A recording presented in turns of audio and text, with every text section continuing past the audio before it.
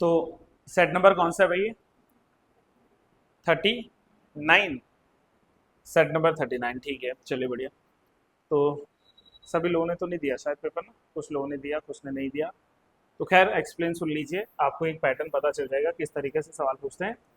और ये जो पेपर है ये प्रीवियस ईयर क्वेश्चन पेपर में से एक है ना। तो उसी पेपर को हम एक बार डिस्कस कर रहे हैं और देख रहे हैं कि क्या क्या चीजें इसमें थी और हिंदी किस तरीके से पूछी।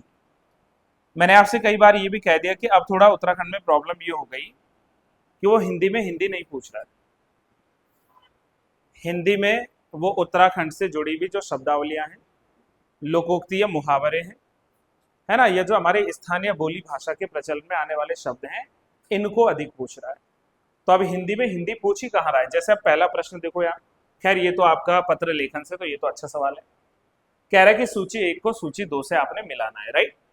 एक तरफ लिखा गया है उसके विषय के बारे में, दूसरी तरफ कि वो विषय क्या है। जैसे उदाहरण के तौर पर देखो, समसामयिक घटना पर आधारित पत्र पत्रिकाओं में प्रकाशित लेख। समसामयिक की समझते हैं, करंट अफेयर्स जो होता है हमारा। तो अगर उस पर आधारित कोई प्रकाशित लेख है तो उसको क्या कहेंगे? ऑप्शन में है धारावाहिक। अभी देखते हैं क्या सही है क्या नहीं। किसी विशिष्ट समाचार पत्र पर विशेष विचारात्मक टिप्पणी, क्या ये संपादकीय है? व्यावहारिक बातों एवं घटनाओं की मनोरंजन प्रस्तुति, क्या ये जो है आलेख है? या किसी लंबी सामग्री को निर्धारित समय पर क्रमशः प्रसारित करने को हम क्या कहते हैं? फीचर कहते हैं। तो इसका सही जवाब आपको क्या नजर आता है? ऑप्शन नंबर ए। कैसे आपको लगा? सारे ऑप्शन आते थे या कोई एक दो में हमें क्लियर हो रहा है? जैसे आपको मैंने फीचर करवा रखे हैं, इसी क्लासरूम में बैठ के हम लोगों ने फीचर पढ़ा था, और फीचर में मैंने ये कहा था कि फीचर में क्या होती है? अक्सर मनोरंजन प्रस्तुति होती है। तो अगर फीचर में मनोरंजन प्रस्तुति है यानी कि ऑप्शन सी का 4 आना चाहिए। इधर ऑप्शन सी में 4 नहीं है, 4 नहीं है, ये आना चाहिए था ना। ऑप्शन सी में है ना, है कहीं पर 4? इसमें है, इसमें भी 4 नहीं है। तो इसमें अगर हम लोग देखें तो ऑप्शन सी में जो है 4 है। मतलब मैं ये उसकी बात कर रहा हूं जिसमें हमें 110% जो है श्योरिटी है कि हाँ यही होता है। बाकी मैंने कहा था कि फीचर एक सुव्यवस्थित, सृजनात्मक और आत्मनिष्ठ लेखन कला होती है, राइट। तो यानी हम यूं कह सकते हैं कि जो समसामयिक घटनाओं पर आधारित पत्र पत्रिकाओं में लेख प्रकाशित होता है उसको कहते हैं आलेख। वो क्या हो जाएगा? आलेख।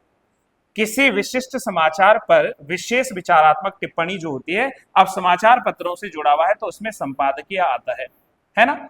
इसके बाद जो है हमारे पास में क्या आ गया? ये तो हो गया फीचर। लास्ट में किसी लंबी सामग्री को निर्धारित समय पर क्रमशः प्रसारित करना, तो इसको क्या कहते हैं? हम लोग धारावाहिक कहते हैं।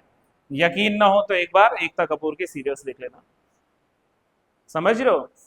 तो क्या क्या आता है? जैसे सास भी कभी बहू थी टाइप। तो मतलब उनकी पोती और पोती की भी बेटी हो जाती है, और जो ग्रेट ग्रैंड अम्मा बन चुकी है तो वो बूढ़ी नहीं होती एकता कपूर के सीरियल्स में। तो ये धारावाहिक होते हैं, ये नाटक होते हैं धारावाहिक, है ना। तो आप लोग भी देखते होंगे, घरों में भी चलता है। बचपन में हम भी चुप चुप के देख लेते थे, गर्दन बाहर निकाल के सोने का नाटक करके ना। हाँ ठीक है। दूसरा क्वेश्चन देखो क्या पूछा है। ये आपको लग भी रहा हिंदी है, बट हिंदी है। देखो दूसरा क्या पूछा है। गढ़वाली में एक शब्द प्रचलन में है उडवार। अच्छा पहली बात, ये उडवार है, उडियार नहीं। तो यहां कंफ्यूज मत किया देना कि सर ये उडियार है ना। उडियार का मतलब हमारे स्थानीय भाषा में क्या होती है? गुफाएं। जैसे ग्वारख्या उडियार है, लाखो उडियार है। तो ये क्या है? ये तो उडियार मतलब जो गुफाएं होती हैं, लेकिन ये उडवार है। अब उडवार का मतलब क्या है समझते हैं कि ये गढ़वाल की एक जजमानी प्रथा है। ये बिल्कुल सही है पहली लाइन, होल्ड ऑन।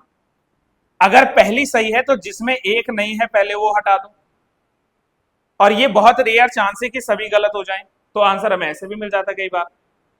चलो, इसका संबंध प्रत्येक फसल के अनाज से होता है, सही है।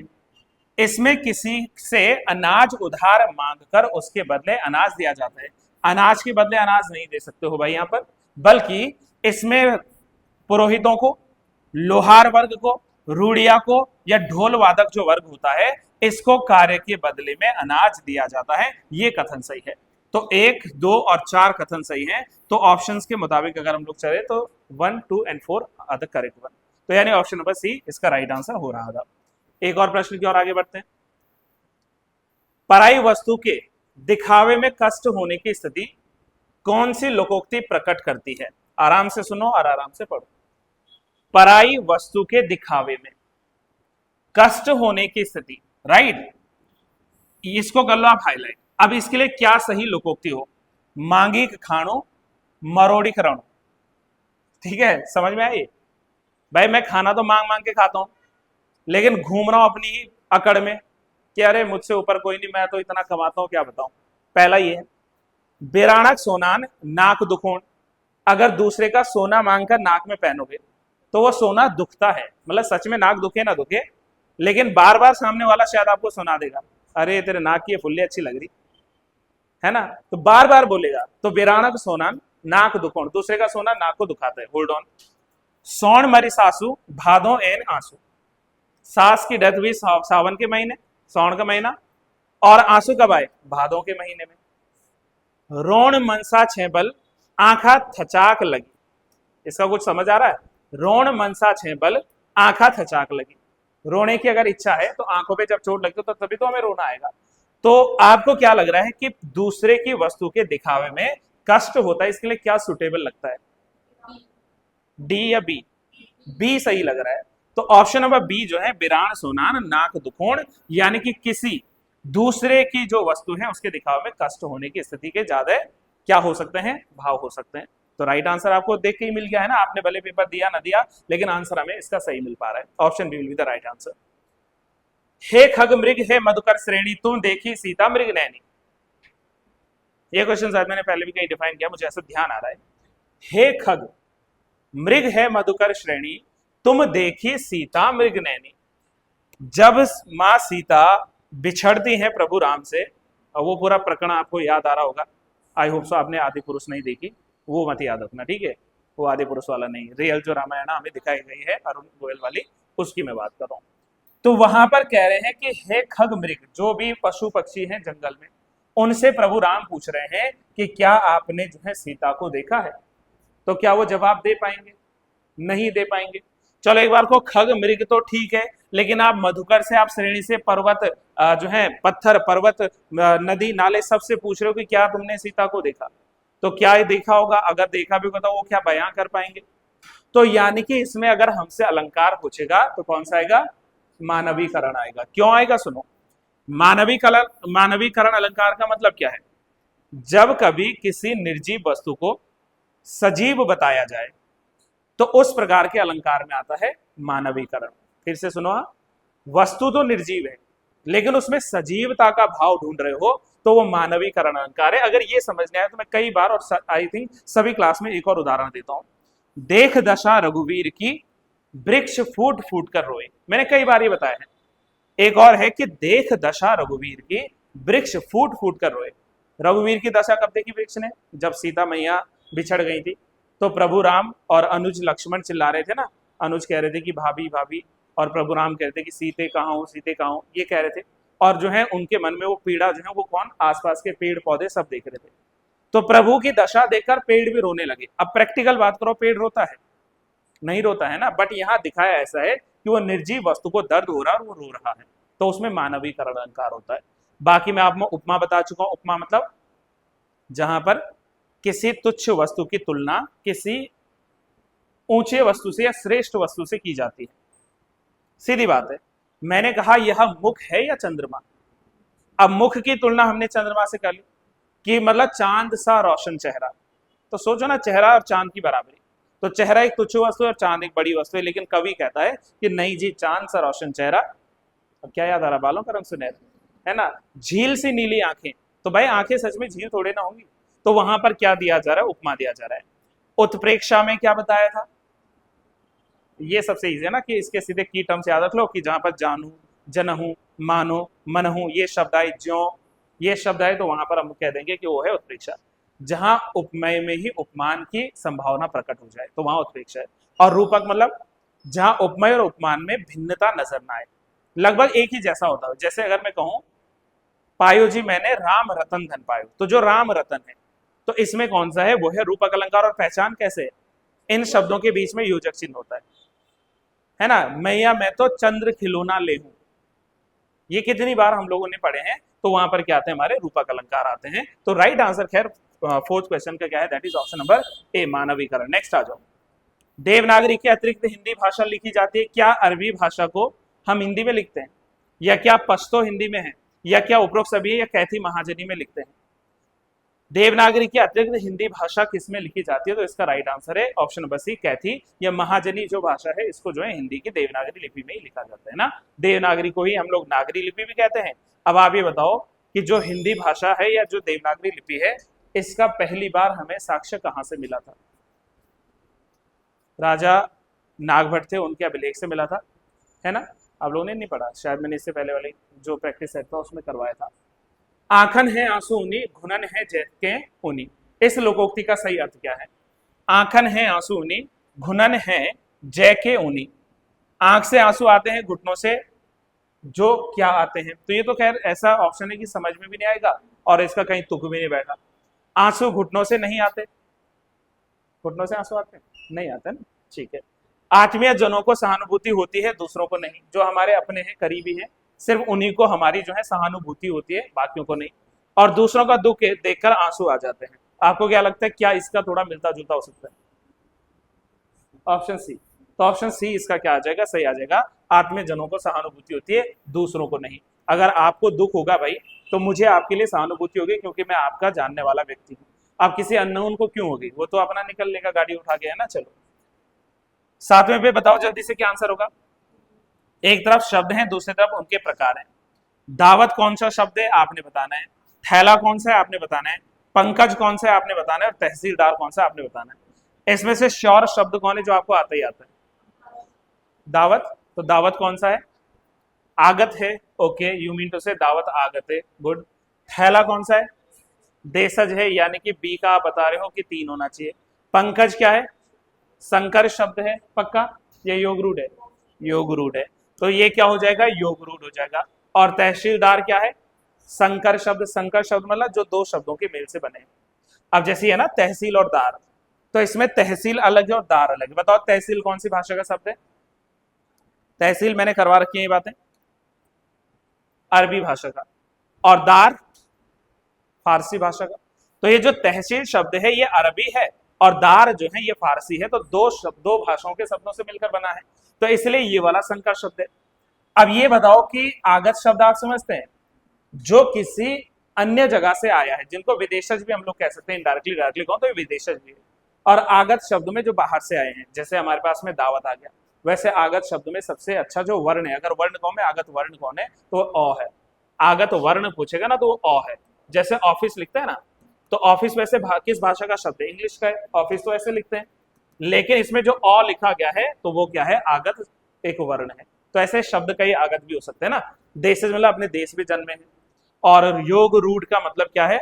जिसमें जो शब्द है इसका अर्थ जो है वो किसी तीसरे को दर्शाता हो। जैसे पंकज 2 शब्दों के मेल से बना है, पंख धन जा। पंख मतलब कीचड़ और जा मतलब जन्मा, तो कीचड़ में जन्मा, और कीचड़ में क्या जन्म लेता है, कमल। तो पंकज एक सिनोनिम है किसका, कमल का। तो वैसे देखा जाए तो पंकज जो शब्द है तो ये यौगिक शब्द, लेकिन इसका अर्थ जो है वो किसी अन्य को दर्शा रहा है, इसलिए वो जो है योग रूढ़ शब्द होगा। तो शब्द 3 प्रकार के पढ़ते हैं हम लोग, रूढ़ शब्द, यौगिक शब्द और योग रूढ़ शब्द। रूढ़ शब्द मतलब जिनको तोड़ने पर उसका कोई सार्थक अर्थ नहीं रह जाता है। यौगिक मतलब जो 2 शब्दों के मेल से बना हो, जैसे हिमालय या विद्यालय, विद्याधन आलय, हिमधन आलय।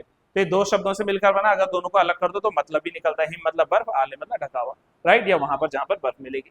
तो इस तरीके से हम अगर देखें तो सही सीक्वेंस में क्या बन रहा था, ए का बन रहा था 4, ए का 4, बी का बन रहा है 3, सी का बन रहा है 2, और ये बन रहा है 1। ये बन रहा था, देख लो ना ध्यान से, 4, 3, 2 और 1, यानी ऑप्शन नंबर ए क्या है इसका राइट आंसर है। ठीक है, चलिए नेक्स्ट क्वेश्चन पे आओ।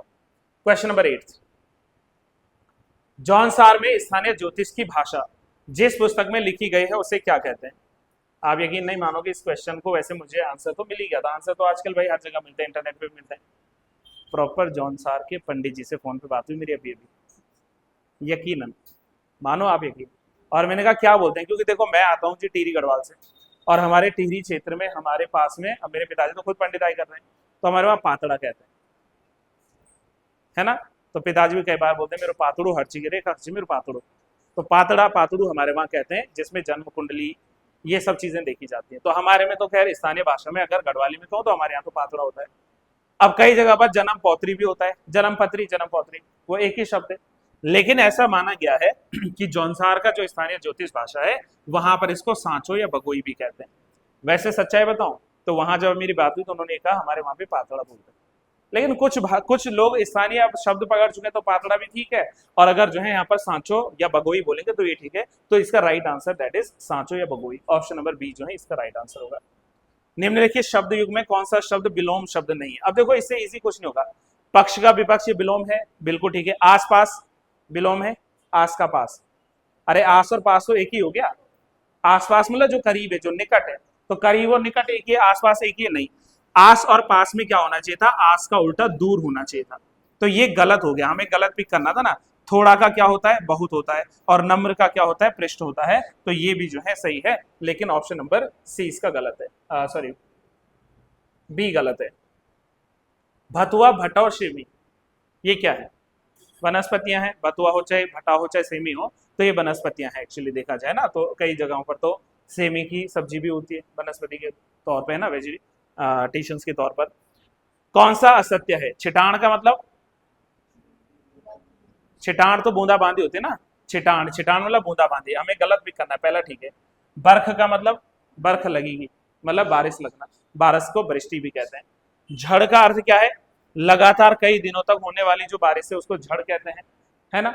और छिटाण का मतलब, अब जब छिटाण का मतलब बूंदा बांदी तो बहुत ज्यादा, अति मतलब ज्यादा, वृष्टि मतलब बारिश, तो अतिवृष्टि हो ही नहीं सकता। आंसर डी लिख लेना, वन लाइनर क्वेश्चन है, ज्यादा इसमें दिक्कत होनी नहीं चाहिए। ये आपके उत्तराखंड के ही पूछे सवाल है, मैं कुछ नहीं कह पाऊंगा इसमें ना, समझो। अनेक शब्दों के लिए एक शब्द। न करने योग्य, जो कार्य करने योग्य नहीं है आप उसको क्या बोलेंगे? अकरणीय। यानी कि ऑप्शन ए का आप 3 बोल रहे हो, तो ए का 3 तो फिर एक ही जगह है, मुझे आंसर बाकी ढूंढने ही नहीं पड़ेंगे। यानी कि जहां पहुंचा ना जा सके वो अगम्य, और जहां पहुंचना कठिन हो दुर्गम, वहां दुर्गम होता है। शायद कल भी कुछ ऐसा डिस्कस हुआ था।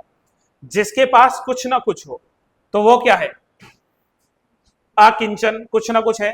और जिसकी गिनती ही नहीं हो सकती वो अगणनीय है, और जिसकी गिनती हो वो गणनीय है। तो आंसर ये भी आसान था, इतना बड़ा तो है नहीं। तो ये उत्तराखंड आयोग ऐसे सवाल बना देता है। ऑप्शन इसका क्या बन गया? बी बन गया। एक और क्वेश्चन पे आते चलो। अनुधन एषण, अन्वेषण, यह किस संधि के नियमानुसार होगा? तो भाई अब एक चीज बताओ, अनुधन एषण, अब इसमें देखो उ धन ए और उ धन ए मिलेगा तो बोलो उए उए उए, तो ये क्या बनेगा? उए। अब यहां पर एक फॉर्मूला कहता है कि जहां पर य, र और व बनता हो और इनसे पहले कोई अधूरा व्यंजन हो, इनसे पहले कोई अधूरा व्यंजन हो, तो उसमें कौन सी संधि होती है? यण संधि होती है।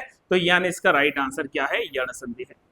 गुण संधि के लिए क्या पढ़ते हैं हम लोग? ए, ओ और अर, जहां पर ए और ओ और अर आए हो। जैसे अगर मैं कहूं नरेंद्र, नर धन इंद्र नरेंद्र, तो अगर हम शब्द पढ़े, सुनना मेरी बात ध्यान से, अगर मैं पढ़ू नरेंद्र तो एक ही मात्रा है, तो एक ही मात्रा मतलब गुण संधि हो जाएगा।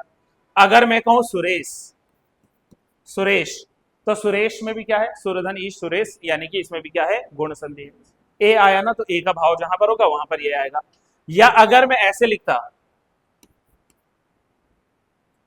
एक एक, तो इसमें कौन सी होती? एक एक, तो अय आ गया ना, अय का उच्चारण, तो यहां पर फिर क्या हो जाती? वृद्धि हो जाती है ना, वृद्धि। और जहां पर आ का उच्चारण हो वहां पर दीर्घ संधि, और जहां पर आय औ अवि तो वहां पर क्या आती? आयादि संधि। खैर इसका राइट आंसर आप लोग ए लिख लीजिए, यण संधि इज द राइट आंसर। इस बार 20 में से 20 आने चाहिए हिंदी में, ऐसा गड़बड़ नहीं चाहिए। जय की ज्वै ने, वे के क्वे ने, इसमें ज्वै का अर्थ क्या है? बस आप ज्वै का अर्थ बताओ। जय की ज्वै ने, वै की क्वे ने, जय की ज्वै ने, वै की क्वे ने, क्या चाहिए को अर्थ? जेठान, घरवाई, तो घरवाई इज द राइट आंसर। घरवाई मतलब वाइफ, और क्या बोलते हैं स्थानीय भाषा में वाइफ के लिए? कुछ तो बोलते होंगे, जैसे आपने कहा घरवाई, बुआरी भी बोलते हैं हमारे वहां, लेकिन बुआरी के भी अलग अलग अर्थ है। बुआरी मतलब जब सास ससुर अपनी बहू को कहते हैं, तो बहू के लिए आएगा बुआरी शब्द, पत्नी के लिए नहीं बोलेंगे हम। बहू के लिए बुआरी कह सकते हैं, समझ रहे हो, तो वो अलग चीज है ना। जनानी, हाँ बोल सकते हैं, फलाने जनानी। क्या, जनानी तो एक पूरे जाति को ही दर्शा रहा है ना, वो पूरी जाति को ही दर्शा रहा है। और बैरबान बोलते हैं कौन से एरिया में, हमारे वहां तो नहीं बोलते, चिन्याली सौड़ उत्तरकाशी साइड बोलते हैं। चलो भाई बहुत अच्छी बात है, तो नई नई शब्द ऐसे मिलते हैं।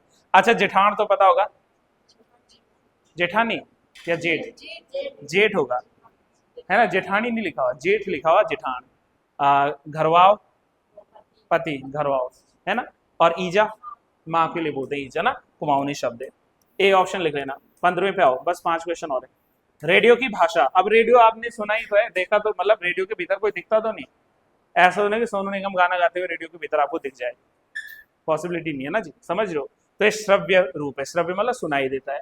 दृश्य तो टेलीविजन हो गया, टीवी हो गया, है ना। श्रव्य और दृश्य, ये भी टीवी है, सुनाई भी देता है और दिखाई भी देता है।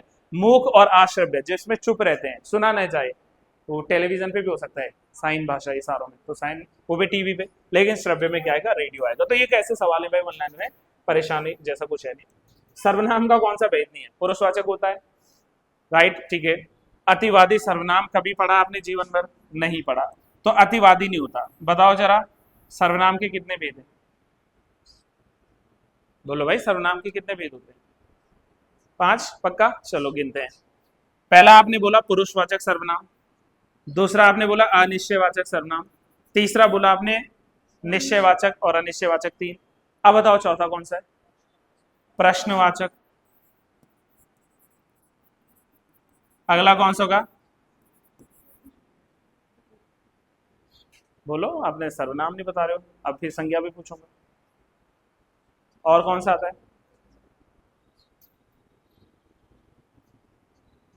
यही तो बेसिक्स भूल जाते हैं, बचपन से पढ़ते चले आते।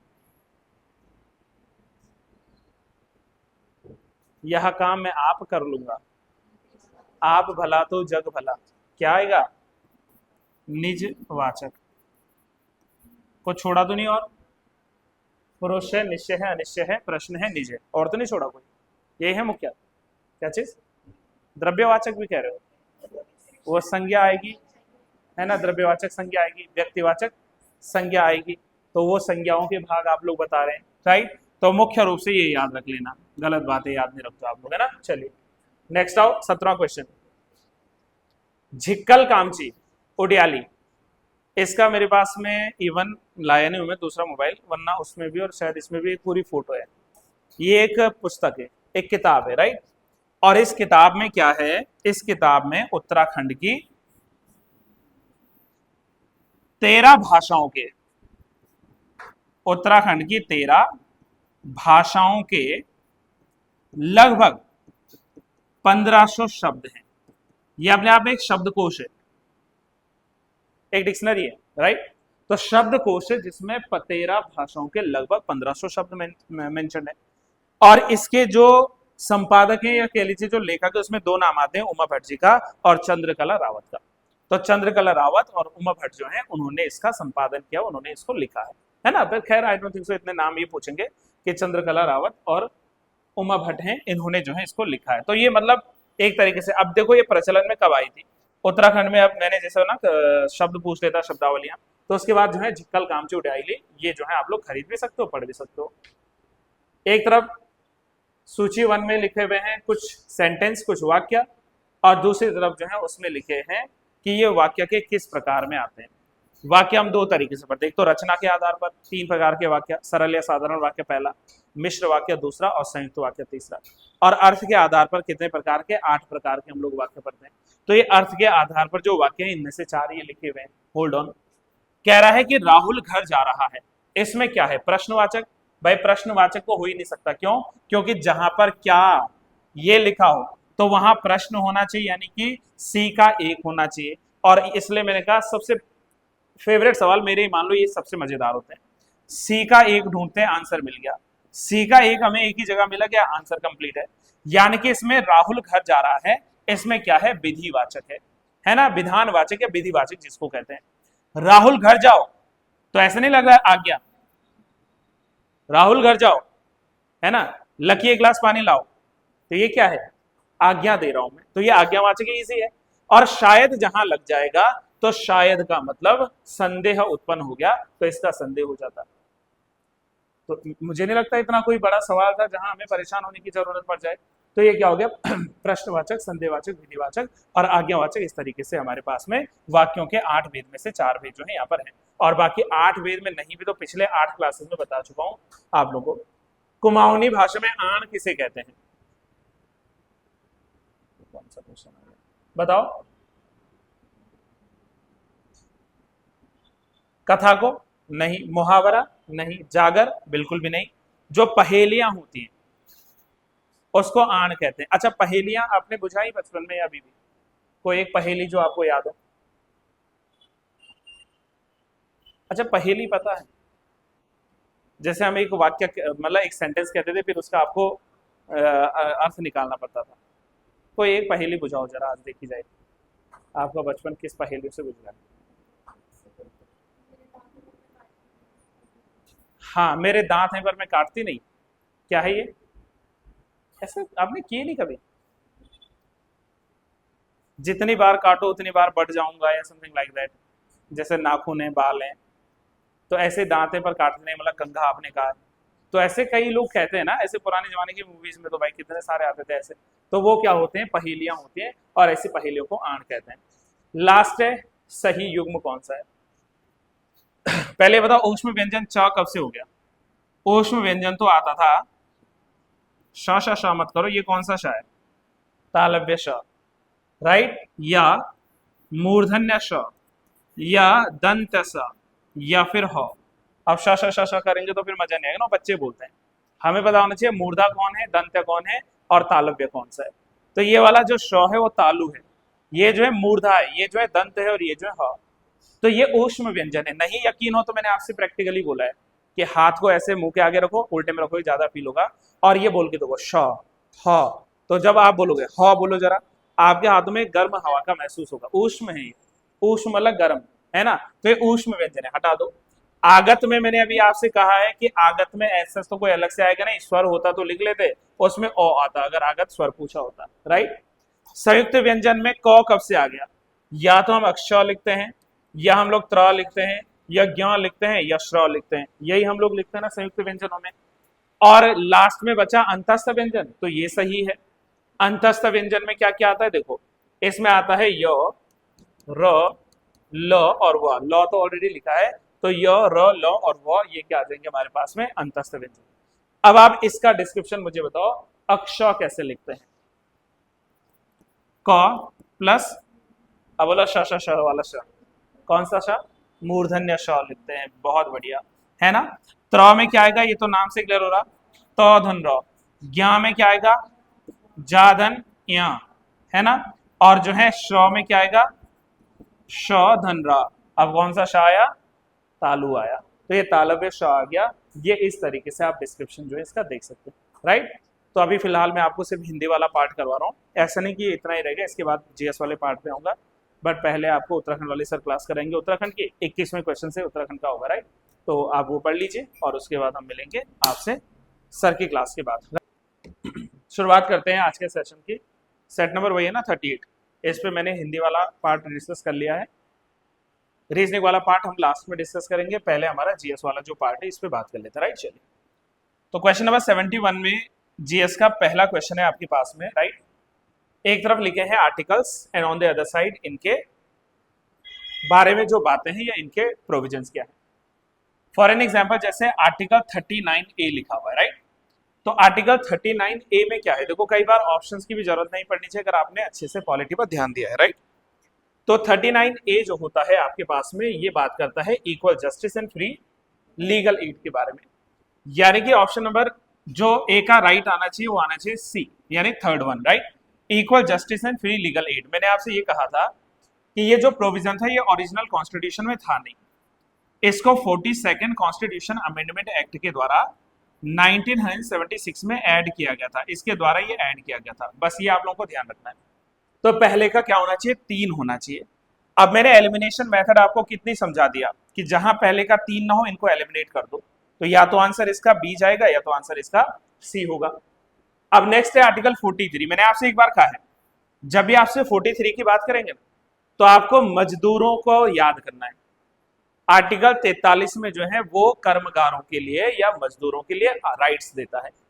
अब इसमें हम कहीं देखते हैं कि क्या कर्मचारियों के लिए कोई मजदूरी के लिए कोई है आर्टिकल, तो इसमें क्या लिखा हुआ है, living wages ETC for the workers, और वर्कर्स को ही मजदूर कहते हैं, राइट।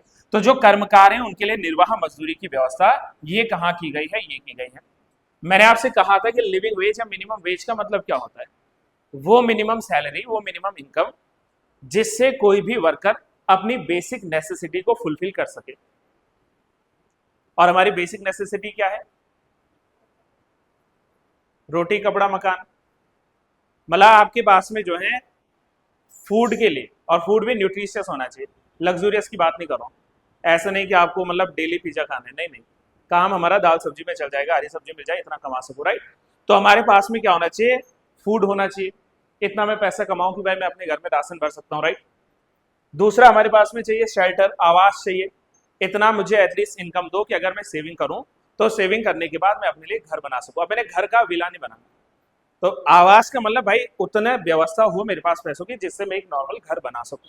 आज के टाइम में तो खैर ये बहुत बड़ा टास्क है घर बनाना, लेकिन फिर भी चलो हो सकता है। ऐसे हमारे पास में क्या है, तन ढकने के लिए कपड़े होने चाहिए, जरूरी तो नहीं ना कि तन पे हमें बिल्कुल ब्रांडेड पहनने, है ना, नॉर्मल कपड़े खरीदने के लिए इतना पैसा हमारे पास होना चाहिए कि भाई हम लोग क्या कर सकते हैं कपड़े। इसके अलावा स्वास्थ्य, अगर कल को मुझे कोई स्वास्थ्य समस्या हो तो एटलीस्ट मेरे पास सरकार इतना मिनिमम वेज दे रही है कि मैं उस पे स्वास्थ्य में खर्चा कर सकूं। अब तो खैर बहुत सारे स्कीम्स आ रहे हैं, वो अलग बात है, राइट। इसके अलावा एजुकेशन, शिक्षा पर मैं पैसा खर्च कर सकूं। इसके अलावा और क्या हो सकता है, सैनिटेशन, अपनी स्वच्छता का मैं ध्यान रख सकूं। तो ये एक मिनिमम वेज होता है जो कर्मचारियों को मिलना ही चाहिए, राइट। तो इसका राइट आंसर बन रहा था article 21 right to life and personal liberty, जीवन और दैहिक स्वतंत्रता की आजादी हमें कौन देता है, अनुच्छेद 21 देता है। और अनुच्छेद 23 में लिखा गया है about the prohibition of human trafficking and forced labour, बलात् श्रम और मानव दुर्व्यापार का निषेध होगा। ये कहां लिखा है, अनुच्छेद 23 में लिखा है। मानव दुर्व्यापार या ह्यूमन ट्रैफिकिंग शब्द का अर्थ क्या निकलता है, यानी मानवों को खरीदना या बेचना। जैसे हम सब्जी नहीं खरीदते कि भाई आपने 1 किलो भिंडी ली, दिया 50 रुपया और बदले में भिंडी मिल गई, तो ऐसे में मार्केट में जाऊं कि हाँ जी मुझे एक बच्चा चाहिए, लो पकड़ो 500 रुपये और बच्चा दे दो। तो मतलब जब हम क्या करते हैं किसी मानव को, उसमें देखो चिल्ड्रन आते हैं, वुमेन आती है और उसमें जो है मैन भी आते हैं। तो जब कभी पुरुष को, स्त्री को या किसी बालक को, बालक बालिका शामिल है, उसको खरीदा या बेचा जाता है। अब इसका मोटिव क्या हो सकता है, अगर मैं किसी बालक बालिका को खरीद रहा हूं तो उसका मोटिव क्या हो सकता है, या तो भाई उससे भिक्षावृत्ति मंगवा दो, हाथ पांव तुड़वा के भिक्षावृत्ति मंगवा दो जैसे साउथ की मूवीज में दिखाते हैं, या तो प्रोस्टिट्यूशन को प्रमोट करने के लिए, वैश्यावृत्ति के चलन को प्रमोट करने के लिए ह्यूमन ट्रैफिकिंग हो सकता है, और क्या ही वजह होंगी। या किसी को मैं अपना गुलाम बनाना चाहता हूँ, दास बनाना चाहता हूँ, तो भाई मैं अलाउद्दीन खिलजी नहीं हूँ कि मैं 1000 दिनार देकर मलिक कफूर को खरीद लो और उसको 1000 दिनारी का नाम दे दो, है ना। तो वो भी एक बात ध्यान रखना कि ह्यूमन ट्रैफिकिंग मतलब मानवों को जैसे सामान की तरह खरीदना और बेचना। और फोर्स लेबर का मतलब होता है कि बलपूर्वक मैंने किसी से काम करवा दिया। मैं मास्टर हूं, आप स्टूडेंट हो, मैंने कहा सावन सुबह जल्दी आना, झाड़ू मारना है, एक दिन कर भी लेगा, चलो कोई नहीं, सर की इज्जत रखिए। 2 दिन, 4 दिन, 5 दिन, महीना, 2 महीना, 4 महीने इनसे लगातार मैं झाड़ू मनवा रहा हूँ और इसके बदले इनको कोई पेमेंट नहीं दे रहा हूँ, है ना। तो इसका मतलब क्या है, ये फोर्स लेबर है कि मैं पावरफुल हूँ और मैंने नॉन पावरफुल मैन को क्या करवा दिया, काम पर लगवा दिया। तो वो क्या हो जाएगा, वो फोर्स लेबर का वहां पर टॉपिक हो जाएगा, राइट। तो ये फोर्स लेबर को क्या करता है, रोकता है। डन है जी। तो अब क्या सीक्वेंस बना हमारे पास, राइट। तो 3, 4, 1 और 2, 3, 4, 1 और 2 कहीं दिख जाएगा, 3, 4, 1 और 2, यानी कि right answer will be option number B. Clear है ना, पहले प्रश्न को लेकर कोई डाउट तो नहीं है। चलिए नेक्स्ट क्वेश्चन पे आइएगा। Question number 72, the term connectome is related to which of the following. देखो कनेक्टोम जो है ना, जैसे हमारे पास में, अब आपके लिए तो अच्छा भी हो जाएगा समझना। देखो इस पैनल के इधर उधर आप लोग देख पाओगे, ऑनलाइन में नहीं देख पाएंगे ना, हमने मैपिंग करी हुई, ये इंडिया का मैप है, उत्तराखंड का मैप है, वर्ल्ड मैप लगा हुआ, ठीक है। तो ऐसे क्या है कि जो हमारा मस्तिष्क है, इस मस्तिष्क का भी एक मैप जो है वो ड्रॉ किया गया है या ड्रॉ किया जा सकता है। और इसके लिए एक सही शब्द आता है connectome. Connectome is like of, it is a kind of the world map of brain. तो जैसे वर्ल्ड मैप होता है ना, वैसे ब्रेन का भी एक जो है मैप होता है, और उस ब्रेन का जो वर्ल्ड मैप की तरह काम करता है वो कौन सा आता है, दैट इज कॉल्ड कनेक्टोम। तो कनेक्टोम का मतलब अगर हमसे पूछेंगे तो एक शब्द में अगर कहना हो तो वी कैन से दैट कि sir it is just like world map of the brain, है ना। ये एक कॉम्प्रिहेंसिव मैप है जो डिटेल इंफॉर्मेशन देगा about our neural connection to the brain. जो हमारा न्यूरल कनेक्शन है, तंत्रिका तंत्र का जो संबंध है हमारे मस्तिष्क से, हमारे ब्रेन से, है ना, नर्वस सिस्टम का जो संबंध है, उसको लेकर ये क्या देता है, हमें सूचनाएं देता है। तो इसके लिए सही शब्द क्या आता है, कनेक्टोम आता है। काफी चर्चा में था, इसलिए सवाल जो है आयोग ने पूछ लिया था। तो option number C will be the right answer of connectome, right. Next आ जाओ। ये तो मैंने आपसे शायद आज ही की सुबह की क्लास में पूछा, आज ही पूछा था ना सुबह की क्लास में, कल से हम, अच्छा कल से हम पूछा था, ठीक है। तो कल से हम वाली क्लास में मैं ऐसे ही डिस्कस कर रहा था कि बताओ कि आप लोगों को कैपिटल्स याद है कि नहीं, राइट। अब देखो त्रिपुरा की राजधानी है जी, अगरतला हो जाएगी, ठीक है। तो आपने कहा पहले का 2 आना चाहिए, जहां पहले का 2 नहीं एलिमिनेट कर दो। मणिपुर की राजधानी है जी, इम्फाल है। यू मिनटो से 2 के बाद 3 आना चाहिए, 2 के बाद 1 है, हटा दो, है ना। 2 के बाद 4 है, हटा दो। तो अगर इसका ऑप्शन बनता है, नागालैंड का है, कोहिमा है, और मिजोरम का है, आइजोल है। सो यू मीन टू से इसका राइट आंसर क्या बन रहा है, 2, 3, 1 एंड 4, यानी कि ऑप्शन नंबर ए बन रहा है, which is the right answer, right. तो इसी तरीके से हमसे सवाल बनेंगे। बाकी भी आप लोगों को बहुत सारी याद होंगी, होंगी कि नहीं। उत्तराखंड की राजधानी देहरादून, कैसे नहीं बोलोगे आप, नहीं बोलोगे, ग्रीष्मकालीन बोल सकते हो, चलो ये भी अच्छी बात है। ऐसे आप मुझे बताओ हिमाचल की राजधानी, ओके। और अब बताओगे आप लोग, मणिपुर है, मणिपुर तो है, क्या पूछा जा सकता है आपसे, त्रिपुरा भी है, मणिपुर के नाम। सिक्किम की राजधानी गैंगटॉक शहर, मिजोरम, मेघालय शिलोंग, कोहिमा, नागालैंड चले जाओगे, ठीक है। तो ऐसे याद रहती है ना, मतलब सभी 28 राज्य जो हमारे देश के, उनकी राजधानियां। अब देखो रेगुलर नहीं इतने ऐसे सवाल बनते, बट बाई चांस बन गए तो आपको पता होना चाहिए। और ऐसे यूटीज की भी कैपिटल्स याद होनी चाहिए, है ना। कल भी पूछा था मैंने, अंडमान एंड निकोबार की कहाँ है, बताओ। श्री विजयपुरम, पोर्ट ब्लेयर पहले उसका नाम था, अब नाम बदल गया। तो अगर पोर्ट ब्लेयर भी करो तो नॉट अ बिग इशू, है ना। Saubhagya scheme is related to what, LPG gas connection to the poor families, water conservation in the rural areas, social and economic empowerment of the adolescent girls, and the free electricity connection for the poor families। तो सौभाग्य क्या हो सकता है, option number सी, okay, गलत कर देना। इसका जो राइट आंसर आएगा वो है गरीब परिवारों के लिए मुफ्त में जो बिजली दिए जाने की स्कीम है, उस स्कीम को सौभाग्य स्कीम के नाम से जाना गया। ऐसे बिजली के वितरण, या ये बोल लीजिए क्या बोलते हैं, एलईडी बल्ब होते हैं ना, तो एलईडी बल्ब के वितरण के लिए पहले भी आई थी स्कीम, कौन सी थी वो, बल्ब जलाते हो तो अंधेरे से क्या होता है घर में, उजाला। तो उसके लिए पहले एक स्कीम चलती थी, उजाला स्कीम। अब उज्ज्वला अलग है, उज्ज्वला किस चीज के लिए है, ये गैस कनेक्शन के लिए अगर उज्ज्वला पूछता है तो मतलब अलग अलग नाम से हो सकता है ना। तो ये भी ठीक है, राइट आंसर ऑप्शन डी लिख लेना इसका। खैर चलिए, which one of the following pair is not correctly matched. अब ये तो आपको पता होना चाहिए, है ना। कैसे पता होना चाहिए, देखो कोबलर ने दिया है एडवांस थियरी, ठीक है। दिल्ली ने दिया है जो हमारे पास में महाद्वीपीय फिसलन सिद्धांत है, कॉन्टिनेंटल ड्रिफ्ट थ्योरी है। फिर इसके बाद क्या है, नेफ्रीज। तो नेफ्रीज ने क्या दिया है, प्लेट टेक्टोनिक लिखना है इसको, डाइवर्जेंस लिखा कोई बात नहीं, टेक्टोनिक थियरी। और एक और आ रहा है हमारे पास में जॉली। तो जॉली ने क्या दिया है, रेडियो एक्टिवता का सिद्धांत दिया है, रेडियो एक्टिविटी थियरी दी है। गलत कौन सा लग रहा है, आपने भारत का भूगोल पढ़ा था मेरे से, उसमें प्लेट टेक्टोनिक थ्योरी भी पढ़ी थी। Plate tectonic theory, 7 major plates हैं पूरे विश्व में, और माइनर प्लेट्स तो बहुत सारी, जैसे नास्का प्लेट मैंने आपको बताया होगा, फिलीपींस प्लेट आपको बताया होगा, इंडियन प्लेट बताया होगा, ये सब क्या है, स्मॉल प्लेट्स है। तो ये जो प्लेट किनारे होते हैं, प्लेट मार्जिन्स होती हैं, फिर उसमें मैंने कन्वर्जेंस पढ़ाया था, डाइवर्जेंस पढ़ाया था, और एक जो है ट्रांसकरंट पढ़ाया था। ये 3 प्लेट मार्जिन्स मैंने आप लोगों को करवाई थी, है ना, जो लोग थे स्टार्टिंग में। बट सवाल ये था कि who was the propounder of plate tectonic theory. Options देता हूं, डोंट वरी, ऑप्शंस देता हूं। First option is Alfred Wegener, second option is Harry Hess, third option is Lemaitre and fourth option is Chamberlin. Harry Hess, और कोई बताओ भाई। इन्होंने right answer दिया हैरी हैस। ऑनलाइन वाले भी जो सुनेंगे बाद में मुझे वो भी कमेंट करो। अब सुनो, जैसे मैंने नाम लिया अल्फ्रेड वैगनर का, तो अल्फ्रेड वैगनर की जो थ्योरी है वो है कॉन्टिनेंटल ड्रिफ्ट थ्योरी, महाद्वीपीय विस्थापन का सिद्धांत, जिसने कहा था कि एक पेंजिया था, एक जो है क्या हुआ करता था, पैंथालासा हुआ करता था, फिर इसमें ब्रेक डाउन हुआ पेंजिया में, फिर लॉरेंशिया बना, और जो है दूसरा क्या बना था, अंगारा लैंड बना था। ये सब आप पढ़ा था ना हमने। दूसरा हैरी हेस का सिद्धांत आता है प्लेट टेक्टोनिक थ्योरी। गलत पूछ रहा है, ये गलत कर देना आप लोग, बाकी सब ठीक है। ठीक है, तीसरा मैंने लेमेत्री का नाम लिया, तो लेमेत्री इज रिलेटेड टू, बताओ, बूम हुआ था जिसमें, बिग बैंग थ्योरी, विस्फोटन का सिद्धांत, महाविस्फोटन, बिग बैंग थ्योरी। और एक और बताया था मैंने चेम्बरलिन। तो चेम्बरलिन का नाम, मोल्टन का नाम आप कहाँ लेते हो, कौन से में लेते हो, तो ये है आपके पास में प्लेनेटेज्मल थियरी। तो प्लेनेटेज्मल जो थियरी दी है ना, ग्रहीय जो परिसंकल्पना दी है, तो वो दिया है किसने, that is of Chamberlin and molten. ये दो लोग थे, 1905 में उन्होंने दिया था। ऐसे एक और बड़ा नाम हम लोग कहाँ पढ़ते हैं, नेबुलर हाइपोथेसिस में पढ़ते हैं।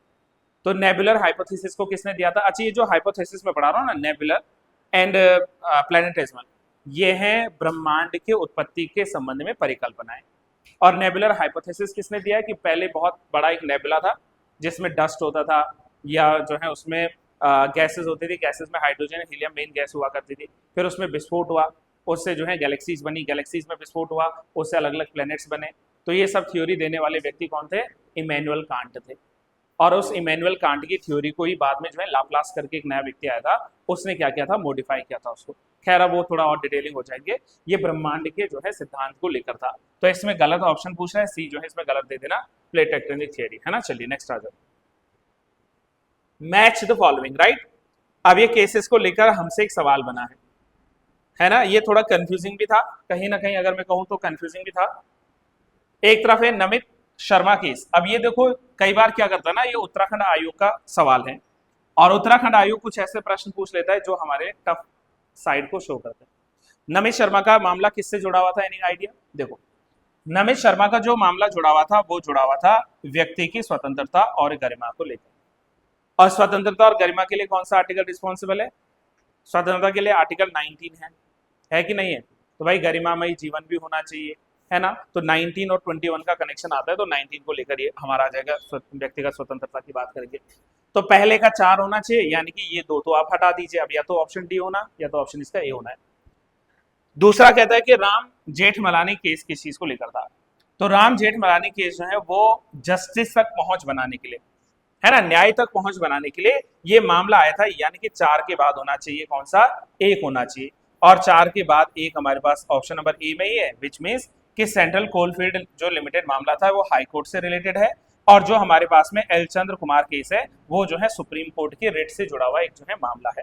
तो राइट आंसर इसका बनना चाहिए था ऑप्शन नंबर ए, 4, 1, 2 एंड 3, है ना। अब आयोग ने इसके आंसर्स दे रखे होंगे, इसको आप लोग रीचेक जरूर कर सकते हो। तो option A will be the right answer. Who is called है, who called Lord Ripon saviour of India. अच्छा, किसने लॉर्ड रिपन को भारत का उद्धारक कहा था, सेवियर कहा था, और उनके नाम से, या आप यूं भी कह सकते हो कि उनको आधुनिक नर्सिंग की जननी भी कहते हैं। शी इज ऑल्सो कॉल्ड आधुनिक, आधुनिक मतलब मॉडर्न, है ना, the mother of modern nursing. तो कौन है, फ्लोरेंस नाइटिंगेल है। और फ्लोरेंस नाइटिंगेल की भूमिका वैसे तो रही है, ऑब्वियस बात है, नर्सिंग के फील्ड में रही है, लेकिन जब आप क्रीमियन युद्ध पढ़ते, क्रीमिया के साथ जो युद्ध हुआ था ना, क्रीमियन युद्ध, तो इस क्रीमियन युद्ध में इन्होंने काफी अहम भूमिका निभाई थी फ्लोरेंस नाइटिंगेल ने। और इसलिए फ्लोरेंस नाइटिंगेल को ही हम लोग क्या कहते हैं, आधुनिक टाइम पर नर्सिंग जो है उसकी जननी के नाम से जानते हैं। तो ये इन्होंने लॉर्ड रिपन को कहा था। अच्छा, लॉर्ड रिपन को भारत का उद्धारक क्यों कहा। अच्छा, वहीं अगर मैं लाला जी की बात करूं, लाला लाजपत राय का नाम ही था, नहीं, मदन मोहन मालवीय, सॉरी, इनकी बात करूं तो इन्होंने भी शायद कुछ कहा है इनको लिए, कहा कि भारत का जो सबसे लोकप्रिय वायसरॉय रहा था, या पसंदीदा जो वायसरॉय रहा था, वैसे तो हमें पसंद क्या होंगे ब्रिटिश, लेकिन फिर भी बाकियों से जो थोड़ा बेहतर था वो लॉर्ड रिपन था। अब लॉर्ड रिपन ने क्या क्या काम किया आप लोग बताओगे, 1-2 काम, सिर्फ 2 काम। पहला, हाँ बोलो बोलो। हाँ, ये कहलाया जाता है the father of local self government in India. Bharat में स्थानीय स्वशासन का जनक जो है वो लॉर्ड रिपन है, ये बात भी सही है। दूसरा, इसने वर्नाक्युलर प्रेस एक्ट को खत्म किया था। और शुरू किसने किया था vernacular press act? Lord Lytton ने। लॉर्ड लिटन ने कब स्टार्ट किया था? 1778 में इसने स्टार्ट किया था, राइट। और फिर जाके जो है रिपॉन ने हटाया था। रिपॉन के ही समय जो इसका एक एडवाइजर हुआ करता था जिसका नाम था एनिगस, जिसने ये कहा था कि क्या भारतीय जज वो किसी इंग्लिश अपराधी को सजा दे सकते हैं, नहीं, मतलब सुनवाई कर सकते हैं ऐसे ऐसे नहीं। तो उस व्यक्ति का नाम क्या था? उसने एक बिल लाया था, इल्बर्ट बिल। तो सीपी इल्बर्ट जो था, उसका इल्बर्ट बिल भी वो लॉर्ड रिपॉन के समय से ही जुड़ा हुआ है। मतलब बहुत सारे रिफॉर्म्स लेकर आया था लॉर्ड रिपॉन, इसलिए लॉर्ड रिपॉन को जो है भारत में स्थानीय स्वशासन का जनक कहा। ये सवाल आ जाओ, थोड़ा उत्तराखंड से जुड़ा है बट करवा देता हूँ, जल्दी इधर आओ गाइस। कह रहा है कि मैच लिस्ट 1 विद लिस्ट 2, है ना, सही आंसर चुनना है। एक तरफ आपके पार्क या फिर सेंचुरीज का नाम लिखा है और ऑन द अदर साइड उनके प्लेसेस लिखे हैं। अच्छा, नंदा देवी नेशनल पार्क ये कहाँ पर है?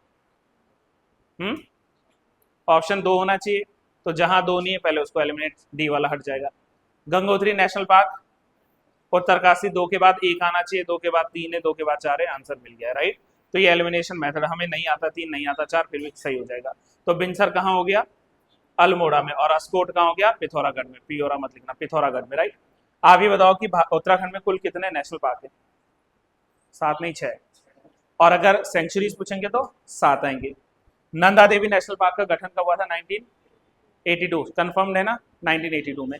और जो है गंगोत्री नेशनल पार्क 89। उत्तराखंड का सबसे बड़ा कौन सा है? गंगोत्री। और सबसे छोटा? Mussoorie wild life. हाँ। सबसे छोटा बताओ कौन सा है नेशनल पार्क? फूलों की घाटी, गुड।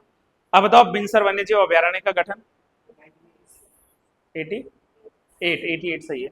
और अस्कोट वन्यजीव अभयारण्य 1986 में सही है। तो बस ये इस तरीके से आप लोग जान सकते हो। हालांकि ये कार्य आपको उत्तराखंड वाले सर और बेहतर से बता सकते हैं, है ना, बट बेसिक सवाल है। तो आंसर मिल गया ना हमें इसका। तो इसका आंसर बन गया था 2, 1, 4 और 3, राइट। चलिए नेक्स्ट आ जाओ। बाबर के आक्रमण के समय विजयनगर में कौन जो है शासन कर रहा था? अब देखो, बाबर का समय भारत में कब से स्टार्ट होता है? 1526 से 1530, ये समय था ना बाबर का, 1526 से 1530, राइट। यानी कि बाबर मतलब मुगल वंश का संस्थापक जो हुआ था।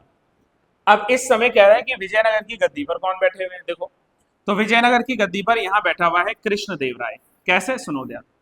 कृष्णदेव राय का शासनकाल शुरू होता है 1509 में, और 1509 से लेकर 1529 तक का जो शासन था, 1509 ही था ना, 5 तो नहीं था, नहीं 5 में नहीं था, 9 से था, है ना। तो 1509 से 1529 तक कृष्णदेव राय का शासनकाल था। बाबर ने जब अपनी आत्मकथा लिखी थी, क्या था बाबर की आत्मकथा का नाम? तुजुक ए बाबरी, जिसको बाबर नामा के नाम से भी आप जानते हैं, लेकिन तुजुक ए बाबरी को बाबर नामा के नाम से जो ट्रांसलेट किया था पर्शियन लैंग्वेज में वो था अब्दुल रहीम खान खाना। तो बाबर अपनी आत्मकथा में लिखता है कि मेरे समकालीन जितने भी राज्य हैं इनमें सबसे महान और सबसे शक्तिशाली राजा जो हुआ है वो कृष्णदेव राय हुआ है। कृष्णदेव राय स्वयं एक अच्छा कवि, अच्छा लेखक भी था, खुद भी रचनाएं लिखी थी, और अपने दरबार में तमिल के जो प्रसिद्ध विद्वान कवि थे उनको भी जगह दिए, 9 नहीं 8। और इसके दरबार के जो 8 महान विद्वान थे इनको कंबाइंड एक साथ क्या कहते हैं? अष्ट दिग्गज कहते हैं। तो ये अष्ट दिग्गज किसके समय थे? कृष्णदेव राय के समय।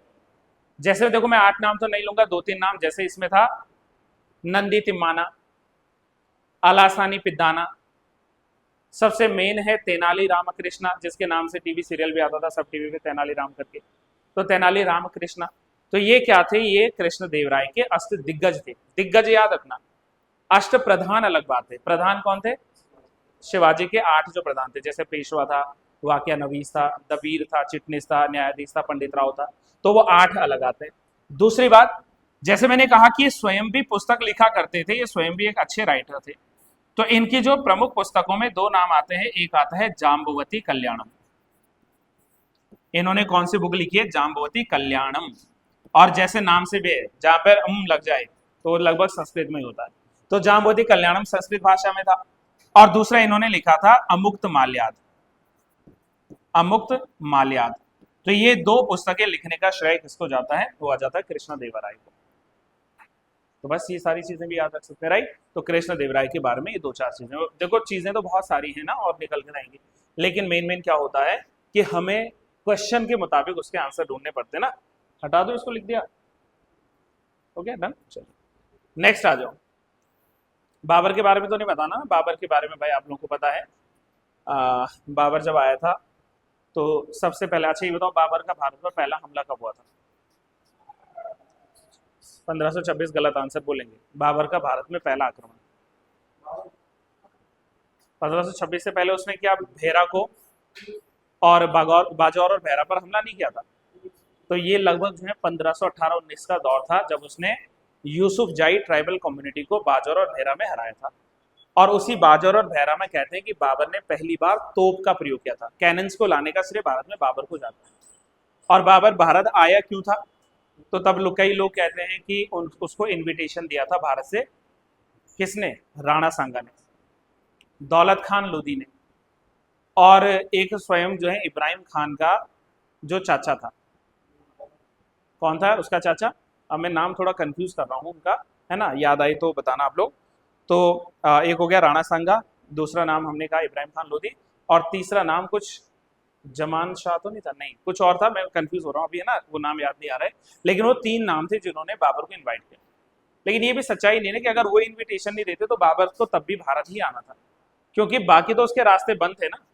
बाबर की जो टेरिटरी लगती थी कहाँ लगती थी? फरगना में, फरगना वाला पार्ट था, या हैरात या समरकंद वाला पार्ट था। तो फरगना के अगर आप नॉर्थ में जाओगे तो उज्बेक नेता सैबानी खान या उज्बेकों का रूल चल रहा था। अगर आप उसके जो है उधर पश्चिम की दिशा में जाओगे तो वहां पर ऑटोमन एम्पायर था, रोमन साम्राज्य था। और अगर आप उसके दक्षिणी हिस्सा में जाओगे तो वहां पर जो है समानित हुआ करते थे, शाह इस्माइल करके रूल कर रहा था। तो बाबर के तो 3 रास्ते ब्लॉक थे, उसके पास एक ही रास्ता बचा था, पूरब की ओर भागना। तो जब उसको हराया था, सैबानी खान ने हराया था जब बाबर को, तो बाबर 1504 में भागकर गया था काबुल, काबुल की तो गया था। तो तब उसने काबुल के पास में, कंधार के आसपास में रूल किया। वहीं पर जो है 1507-1508 के आसपास वो अपने आप को बादशाह का टाइटल देता है, पादशाह कहता था, पादशाह ही बादशाह है, राइट। फिर उसके बाद वो भारत की ओर अग्रसर, तो उसने भारत आना ही था, भले इन्विटेशन यहाँ से जरूर गया है, लेकिन नहीं भी जाता तो भी वो भारत आता, उसके बाद रास्ते नहीं थे। और भारत आके उसने लगातार 4 युद्ध लड़े। पानीपत का पहला युद्ध, है ना, कब का था? 1526 में, 21 अप्रैल, अगर डेट जाओगे तो। दूसरा 1527 में घाघरा का युद्ध। तीसरा 1528 में कौन सा युद्ध आ जाएगा? दूसरा खानवा था, तीसरा चंदेरी था, और चौथा घाघरा। तो घाघरा सबसे लास्ट में आएगा ना। तो चौथा जो युद्ध था वो अफगानों के खिलाफ घाघरा का युद्ध था। तो 26, 27, 28, 29 4 लगातार युद्ध। पानीपत का युद्ध, है ना, खानवा का युद्ध, चंदेरी का युद्ध और घाघरा का युद्ध। और 30 में उसकी हो गई थी मृत्यु। फिर उसके बाद उसका बेटा, अब खैर लंबी जर्नी है, वो अलग से आते हैं, ठीक है। चलिए, choose the correctly matched pair from the following, ठीक है। ब्लू रिवोल्यूशन क्या फिश प्रोडक्शन को लेकर है? सही है ना, क्योंकि आज ब्लू है पानी पानी, और उस पानी में मछली जल की रानी, है ना। तो यानी कि मत्स्य सही है, कोई दिक्कत नहीं, हमें गलत पिक करना है। सही का क्या कह रहे?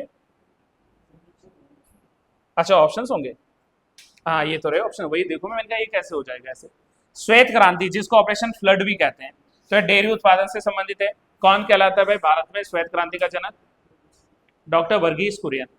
और हरित क्रांति के जनक एम एस स्वामीनाथन, जिनको अभी 2024 का जो क्या मिला था, बोलो, पद्म विभूषण सम्मान मिला था। 5 लोगों को मिला था ना इस बार, तो उसमें से पद्म विभूषण मिला था 24 में, 24 वाला जो था। 24 के बाद अभी इस साल का तो शायद नहीं हुआ होगा, अभी अनाउंसमेंट है ना। तो अच्छा, पीली क्रांति, पीले किसके खेत होते हैं? सरसों के। और सरसों क्या है? एक जो है ऑयल सीड प्रोडक्शन है, ऑयल सीड खेती है, तो सरसों के लिए पीली, ये भी ठीक है। अब कह रहा है कि लाल जो क्रांति है ये किस चीज के लिए? तो ओहो टमाटर बड़े मजेदार, और टमाटर होता है लाल, या मांस का जो उत्पादन होता है, तो मांस के उत्पादन के लिए भी क्या आती है? रेड रिवोल्यूशन आती है। तो यानी 1, 2, 3 है हमारे ऑप्शन में, 1, 2, 3 सही है, चौथा वाला गलत है। लाल क्रांति जो है वो उर्वरक के लिए नहीं थी, बल्कि फर्टिलाइजर्स के लिए कौन सा रिवोल्यूशन है? भूरी क्रांति है। तो उसके लिए जो है भूरा, अगर हमारे पास में क्रांति आता तो हम लोग सही लिख लेते, ठीक है। चलिए ऑप्शन क्या लिखेंगे? ए लिखेंगे। हेमलता आज किसके ख्यालों में खोई है बेटा? कहीं नहीं खोई हुई, नहीं, चलो चुप चुप बैठी हुई है ना। आ जाओ। विच item is not included in the measure of money supply M3? जब आप मनी पढ़ते हो ना, मनी सप्लाई, तो मनी सप्लाई में दो चीजें आप लोग पढ़ते हैं, इसको मुद्रा का संचयन लिख लो, मुद्रा आपूर्ति लिख लो, कोई दिक्कत नहीं। और मनी सप्लाई के भीतर मनी दो प्रकार की होती है, एक होती है ब्रॉड मनी और एक होती है नैरो मनी। नैरो मनी का मतलब जो मोस्ट लिक्विड मनी है, लिक्विड का मतलब ऐसे नहीं कि पानी की तरह लिक्विड, लिक्विडिटी का मतलब होता है इकोनॉमिक्स के टर्म में जिसको आप इजीली विड्रॉल कर सकते हो। जैसे मान लो हमारा बैंक अकाउंट है, तो बैंक में हमारा सेविंग अकाउंट होता है कि नहीं, आप सबके होंगे सेविंग अकाउंट, सेविंग्स में है नहीं है पर सेविंग अकाउंट तो होगा ना। तो मान लीजिए अगर मुझे लेट करो तुरंत अभी पैसा चाहिए, मैं एटीएम कार्ड है मेरे पास, मैं गया एटीएम मशीन में कार्ड डाला, पैसा निकाल दिया, तो लिक्विडिटी क्या है उसका, अच्छा है, मतलब मोस्ट लिक्विडिटी में आता है। तो जो हमारे पास में बैंक डिपॉजिट होते हैं ना, जो सेविंग अकाउंट्स होते हैं, तो वो हमारा क्या है, लिक्विड मनी में आ जाता है। और लिक्विड मनी में जो होता है ना, जो नैरो मनी आता है, इसमें M1 और M2 मनी को आप लोग शामिल कर सकते हो, मोस्ट लिक्विड में आ सकते हैं। और जो ब्रॉड मनी आते हैं, इस ब्रॉड मनी में आप लोग जो है M3 M4 मनी इसको भी जो है शामिल कर सकते हो। M4 मतलब ये वो मनी है जिसको बैंक से निकालने में थोड़ा सा हमें ज्यादा मुश्किल होती है, मुश्किल में ऐसे नहीं कि बैंक देगा नहीं, लेकिन जैसे हम एफडी करते हैं, फिक्स्ड डिपॉजिट होता है, तो एफडी एक ईयरली होता है ना, कि मान लीजिए मैंने 5 साल का एफडी कर दिया या 8 साल का एफडी कर दिया, 4 साल का एफडी कर दिया, तो एफडी को मैं उसके टाइम से पहले नहीं तोड़वाऊंगा ना, वो क्या है, वो हमारा फिक्स्ड डिपॉजिट है। जो हमारा एनडीटीएल बना है, net time and deposit liabilities जो बनी है, तो उसमें एफडी अलग से होगा। या हमारा जो पोस्ट ऑफिस में पैसा जमा होता है, इसका भी एक लाइफ होता है। तो जो जो हम पैसा जो है आसानी से निकाल सकते हैं वो नैरो मनी है, और जिसको निकालने में थोड़ा सा हमें क्या लगता है, समय लगता है, या जिसका एक टाइम होता है उसके बाद आप लोग निकाल सकते हो, उससे पहले नहीं, तो उसमें क्या आती है, ब्रॉड मनी आती है। अब हमसे क्या पूछ रहा है आपसे, मनी सप्लाई में ब्रॉड मनी में से एक और कोई एक सवाल दे रहा है, other deposits with RBI, total deposits in post office saving bank, currency and the coins with the public and the total deposits with the bank. I really hope कि आपने क्वेश्चन पढ़ लिया है और इसका आंसर देने के लिए आप लोग उतारू हैं। क्या आना चाहिए भाई मोस्ट लिक्विड में, मोस्ट लिक्विड ने क्या पूछा था, M3 में कौन सा नहीं शामिल होता, मतलब ब्रॉड मनी में है और कौन सा शामिल नहीं है, सोचो, नहीं कंफ्यूजन है, तो ये लिखना है the total deposit with banks, सभी डिपॉजिट नहीं हो सकता ना M3 में, तो option number D will be the right answer. Option number D, बैंकों के पास कुल जमा जो होता है वो शामिल नहीं होगा, क्योंकि देखो जो जनता के पास करेंसी या सिक्के हैं ना, ये M1 है, और M1 जो है वो M3 में इंक्लूड होता है, M3 मतलब M1 M2 उसमें ऑलरेडी है और M3 भी उसमें शामिल होगा, तो ये करेंसी तो होगी। M3 मैंने पहले ही कह दिया कि ये लॉन्ग टर्म वाली करेंसी है, तो लॉन्ग टर्म करेंसी में आप क्या नहीं पोस्ट ऑफिस में सेविंग जमा करते हो, and other deposits with RBI, थोड़ा इसको लेकर कंफ्यूजन चल रहा है, आरबीआई हो सकता है, आरबीआई में M3 मनी, ठीक है, हो सकता है, थोड़ा कंफ्यूजन है मुझे इस क्वेश्चन को लेकर, अगर आप श्योर हो तो बताना एक बार, बट फिर भी I go with option number D, है ना, total deposit with the RBI with the banks, ये आपका राइट आंसर हो सकता है डी को लेकर, है ना। चलिए इसको एक बार रीचेक जरूर करिएगा, कर जाए 82nd पे आओ, कंसीडर द फॉलोइंग स्टेटमेंट्स, ये अच्छा सवाल बना है, कंसीडर द फॉलोइंग स्टेटमेंट्स में हमसे सवाल पूछता है कि the height of full tide is 20% more than the normal tides, normal tide को हम लीप टाइड भी कहते हैं, देखो दो तरीके के होते हैं, इसको आप लोग लीप टाइड भी कहते हैं, लीप नहीं सॉरी, देखो लीप ईयर आ जाता है, नीप टाइड, ये नीप टाइड भी हो सकता है। और जो हाई टाइड्स है हमारे पास में ये वाले फुल टाइड, इनको हम हाई टाइड्स भी कह सकते हैं, ऊंचे जो ज्वार भाटे होते हैं, है ना, हाई टाइड ऊंचा ज्वार भाटा, तो ऊंचा ज्वार भाटा जो आता है वो सामान्य ज्वार भाटा से 20% ऊंचा हो सकता है, इस लाइन बिल्कुल सही है, this is absolutely correct line. और अगर ये लाइन सही है, then the height of neap tide is generally 20% less than the normal tide, normal tide से अगर 20% कम के आ रहे हैं तो वो क्या होंगे, नीप टाइड होंगे। अब आप मुझे बताओ इसमें से कौन सा सही होना चाहिए, लघु ज्वार सामान्य ज्वार से लगभग 20% कम होंगे, तो आई गेस ये भी सही होना चाहिए, तो राइट आंसर क्या आना चाहिए इसका, बोथ 1 and 2 राइट आंसर आना चाहिए, है ना, बोथ 1 and 2, शायद आयोग ने उस समय ओनली 1 किया था या नहीं, लेकिन ये बाद में चेंज करना पड़ा था। अब एक चीज बताओ, भारत में सबसे ऊंचे ज्वार भाटा कहां पर आता है, अच्छा ज्वार भाटा पता नहीं क्या होता है, the alternate rise and fall of water. जब कभी जो है पृथ्वी के, सूर्य के, चंद्रमा के गुरुत्वाकर्षण बलों के कारण समुद्र का जल जो है वो ऊपर उठता है और वहीं पर नीचे बैठ जाता है, तो ये घटना आपकी ज्वार भाटा की घटना कहलाती है। पहला तो ये ध्यान रखो, होल्ड ऑन। अब वैसे नॉर्मली ज्वार भाटा देखें तो बहुत ऊंचे भी नहीं होते हैं। इंडिया में जो सबसे ऊंचे जो ज्वार भाटा बनते हैं, ये बनते हैं गुजरात के तट पर। और गुजरात के तट पर एक जगह है ओखा, OKHA, ओखा। तो ओखा का जो तट है गुजरात के पास, वहां पर भारत में सबसे ऊंचे ज्वार और भाटा बनते हैं। सामान्यतः क्या होता है, 24 घंटे के भीतर सिर्फ 2 ज्वार भाटा आते हैं, 24 आवर्स में 2 ज्वार भाटा आते हैं। लेकिन विश्व में एक ऐसी जगह है जहां पर 24 घंटे में 4 बार जो है ज्वार भाटा आता है, और वो कौन सी जगह है, कौन सा?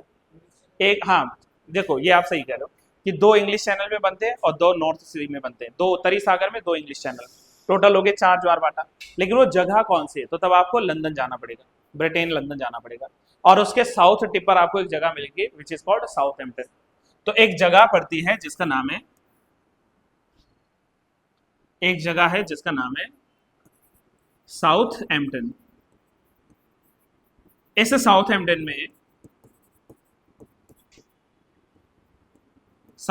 में 24 घंटे में, 24 आवर्स में 4 टाइड्स बनते हैं, जबकि यूजुअली मैं कह रहा हूं 2 बनते हैं हर जगह। और इसमें 4 टाइड्स का लॉजिक मैंने समझा दिया कि 2 टाइड्स इसमें जो आते हैं वो आते हैं नॉर्थ सी से, और 2 टाइड्स जो इसमें आते हैं वो आते हैं फ्रॉम द इंग्लिश चैनल। तो इंग्लिश चैनल के हो गए 2, राइट, और यहां पर भी बन के 2, तो टोटल 4 होते हैं। और अगर ये पूछे कि सबसे ऊंचे ज्वार भाटा कहां पर बनते हैं विश्व में, तो तब एक जगह आती है गल्फ ऑफ फुंडी। तो फुंडी की खाड़ी में सबसे ज्यादा बनते हैं। शायद आप लोग पहली बार ऐसे नाम सुन रहे हैं तो परेशान मत होना, गल्फ ऑफ फुंडी है। अब ये बताओ फुंडी की खाड़ी कहां पर है? फुंडी की खाड़ी, यहां पर विश्व के सबसे ऊंचे ज्वार भाटा बनते हैं, और ये जगह है कनाडा में। कनाडा का जो तट है ना, वहां पर फुंडी की खाड़ी है। तो फुंडी की खाड़ी में जो है सबसे ऊंचे क्या बनते हैं, ज्वार भाटा बनते हैं। तो ये चीज आप लोगों ने अगर इतनी याद कर ली है तो भाई बहुत अच्छी सी बात है, इसको आप लोग जो है सॉल्व कर पाते हो। ठीक है, चलिए नेक्स्ट क्वेश्चन पे आगे आ जाओ। यहां तक का कोई कंफ्यूजन हो then please go for it. Next question आओ।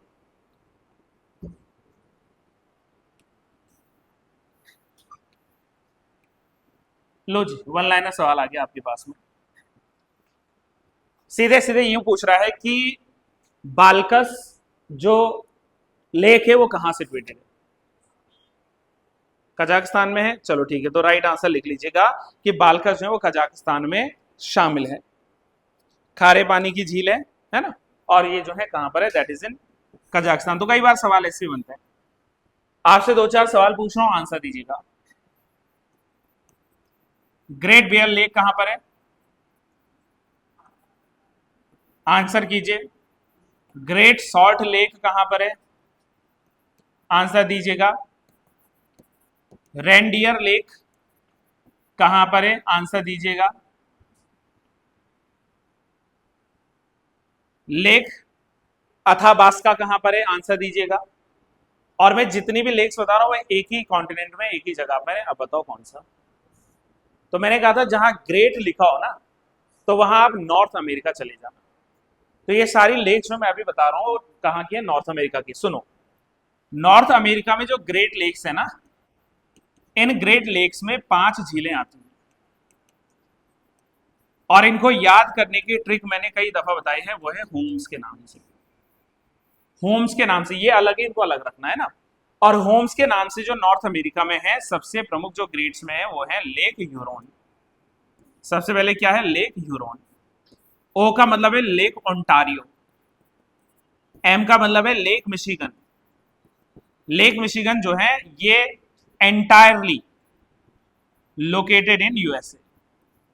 ये कंप्लीटली यूएसए में, बाकी के चाहे वो ह्यूरोन है, चाहे वो ओंटारियो है, चाहे वो लेक ईरी है, चाहे वो लेक सुपीरियर है, ये सब की सब कहां पर है सर? ये बाउंड्री पर है कनाडा और यूएसए की। तो यूएसए कनाडा की बाउंड्रीज पर ये ह्यूरोन भी, ओंटारियो भी, ईरी भी और सुपीरियर भी। लेकिन जो इंटायरली लोकेटेड है अमेरिका में, दैट इज मिशिगन। पहली बात तो यहां तक ध्यान रखा होगा, आई होप सो। दूसरी बात कि ये जो लेक सुपीरियर है ना, ये विश्व की, अब आप मुझे बताओगे दूसरी सबसे बड़ी झील है, पहली सबसे बड़ी झील है, या तीसरी सबसे बड़ी झील है? सुपीरियर। अच्छा, आपने सुना होगा भाई, तो नॉर्मल सवाल है, the largest lake in the world, विश्व की सबसे बड़ी झील कौन सी? गहरी नहीं बोला मैंने, डीपेस्ट नहीं, लॉन्गेस्ट वन, सबसे बड़ी झील, तो वह है कैस्पियन। और दूसरे पे है सुपीरियर, तीसरे पे है विक्टोरिया, अफ्रीका की जो है विक्टोरिया तीसरे पे। और अगर सवाल ये पूछे कि deepest lake in the world, तो बैकाल झील है। कहां पर है बैकाल? रशिया में। तो बैकाल पूछेगा तो वो जो है रशिया में, आप लोगों को ध्यान रखना पड़ेगा। और अगर हमसे ये पूछेगा कि ये डीपेस्ट लेक इन उत्तराखंड, तो क्या बोलोगे? अच्छा, इसमें कुमाऊं का अलग और गढ़वाल का अलग है, ऐसा नहीं है कि पूरी कोई एक हो जो सबसे बड़ी है। तो कुमाऊं की सबसे बड़ी ताल कौन से है? मतलब गहरा ताल, नौकुचिया पक्का। और गढ़वाल का सहस्त्र ताल, सबसे बड़ा भी सहस्त्र ताल ही होना चाहिए गढ़वाल में। चलो ठीक है भाई, उत्तराखंड मेरी कमजोर है, तो आप लोग ज्यादा भरोसा मत करना मेरे पे, खुद से थोड़ा पढ़ लिख के आंसर दे देना, मेरा काम जीएस में है। Who is the current vice chairman of NITI Aayog? इनमें से है कोई? हाँ बिल्कुल है। Who is the current? Suman Bery. कब से कर रहे हैं ये काम? 1 मई 2022 से। यहीं पे सवाल बताओ, who is the current CEO of NITI आयोग? हाँ सही जा रहे हो सावन, क्या बोला? मिस्टर सुब्रमण्यम जी। कौन से सुब्रमण्यम? BVR सुब्रमण्यम। तो श्री BVR सुब्रमण्यम जो है वो अभी नीति आयोग के सीईओ हैं, याद रखना। अब इससे ज्यादा मत जाना। 1987 के IS बैच से वो बिलोंग करते थे, पर नहीं जाना मैंने सुब्रमण्यम जी के बारे में। अब ये तो नहीं पूछना कि who is current chairman of NITI आयोग, तो चेयरमैन ऑफ कौन होता है? द देन PM होता है, जो प्रधानमंत्री वही होता है। नीति आयोग का गठन 2015। NITI Aayog replaced planning commission, and planning commission established 1950 में। ठीक है, हो जाएगा मामला क्लियर। नीति आयोग के पहले अध्यक्ष, इसका राइट आंसर बी था, सुमन बेरी। नीति आयोग के पहले अध्यक्ष मतलब देश के पहले PM, और देश के पहले PM कौन थे? कैसे? नहीं, प्लानिंग कमीशन भी वही है, प्लानिंग कमीशन का भी हेड हमेशा PM ही होता था। तो प्लानिंग कमीशन ही तो नीति बना, तो प्लानिंग कमीशन का ही नाम नीति आ गया। तो प्लानिंग कमीशन के पहले चेयरमैन कौन थे? पंडित नेहरू हो जाएंगे। तो सीधी सी बात है ना, बस। किस मौर्यकालीन शासक ने सबसे पहले धम्म महामात्र की नियुक्ति जो होती थी ना, ये प्रत्येक 5 वर्ष में होती थी। धम्म महामात्र जो थे प्रत्येक 5 वर्ष में, लेट तो नहीं रहना, किसी को बता देना है, प्रत्येक 5 वर्ष में होती थी। और इनका काम धम्म का या धम्म की शिक्षाओं का प्रचार प्रसार करना होता था, इनका काम।